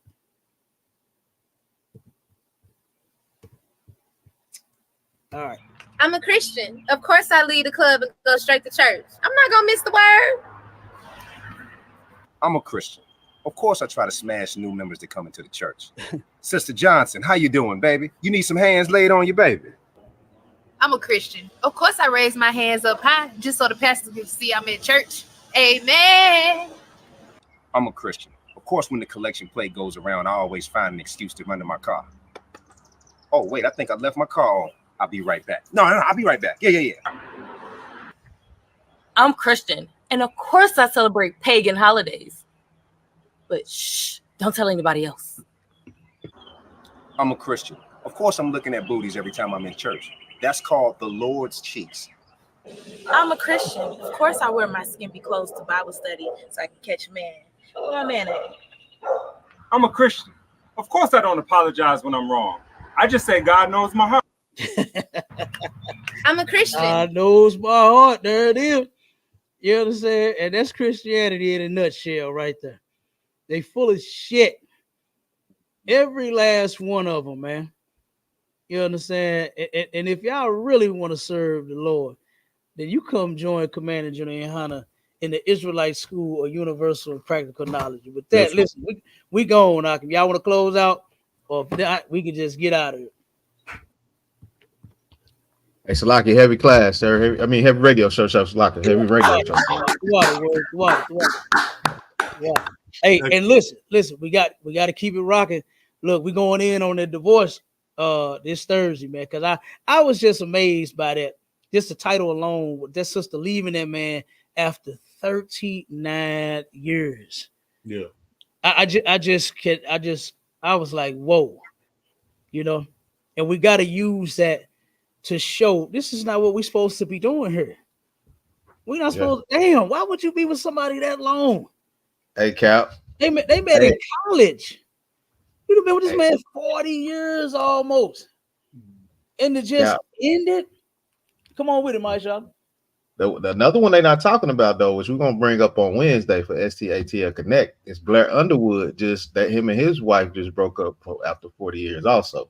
They ain't saying anything about that one, though. No, hey, man, the celebrities, they doing it. And then you know what? They're doing it. The preachers are doing it. You understand? And then the lowly people are doing it. You understand? Right. The ones that go to church and is putting the $2 in the bucket every Sunday, paying their tithes, waiting on Jesus to bless them. Look, they've been waiting on blessings that long, 39 and 40 damn years. and they still ain't got them blessings that they've been praying for 40 years long. That's crazy. And they still in the damn church. They haven't given up yet. You got to give up on that religion, man. That religion is garbage. It's garbage. And it ain't going to help you, and it ain't going to fix you. But damn right, stay tuned, right? Because we keep it rocking all week long. Classes, radio shows, you understand? And podcast is going down. Make sure y'all tuned in this Wednesday, 5 p.m. Central Standard Time and 6 p.m. Eastern Standard Time. We're going in on divorce and how that is destroying the black community as well. Right. The divorce edition. All right, and me and Maya Charlotte, we're going in on that this Wednesday. Tune in, and then to the hallway going in again on Friday, 10 p.m. Central Standard Time. Just stay tuned with us. The water to everybody for tuning in, man. And with that, Shalom is where we going. Shalom.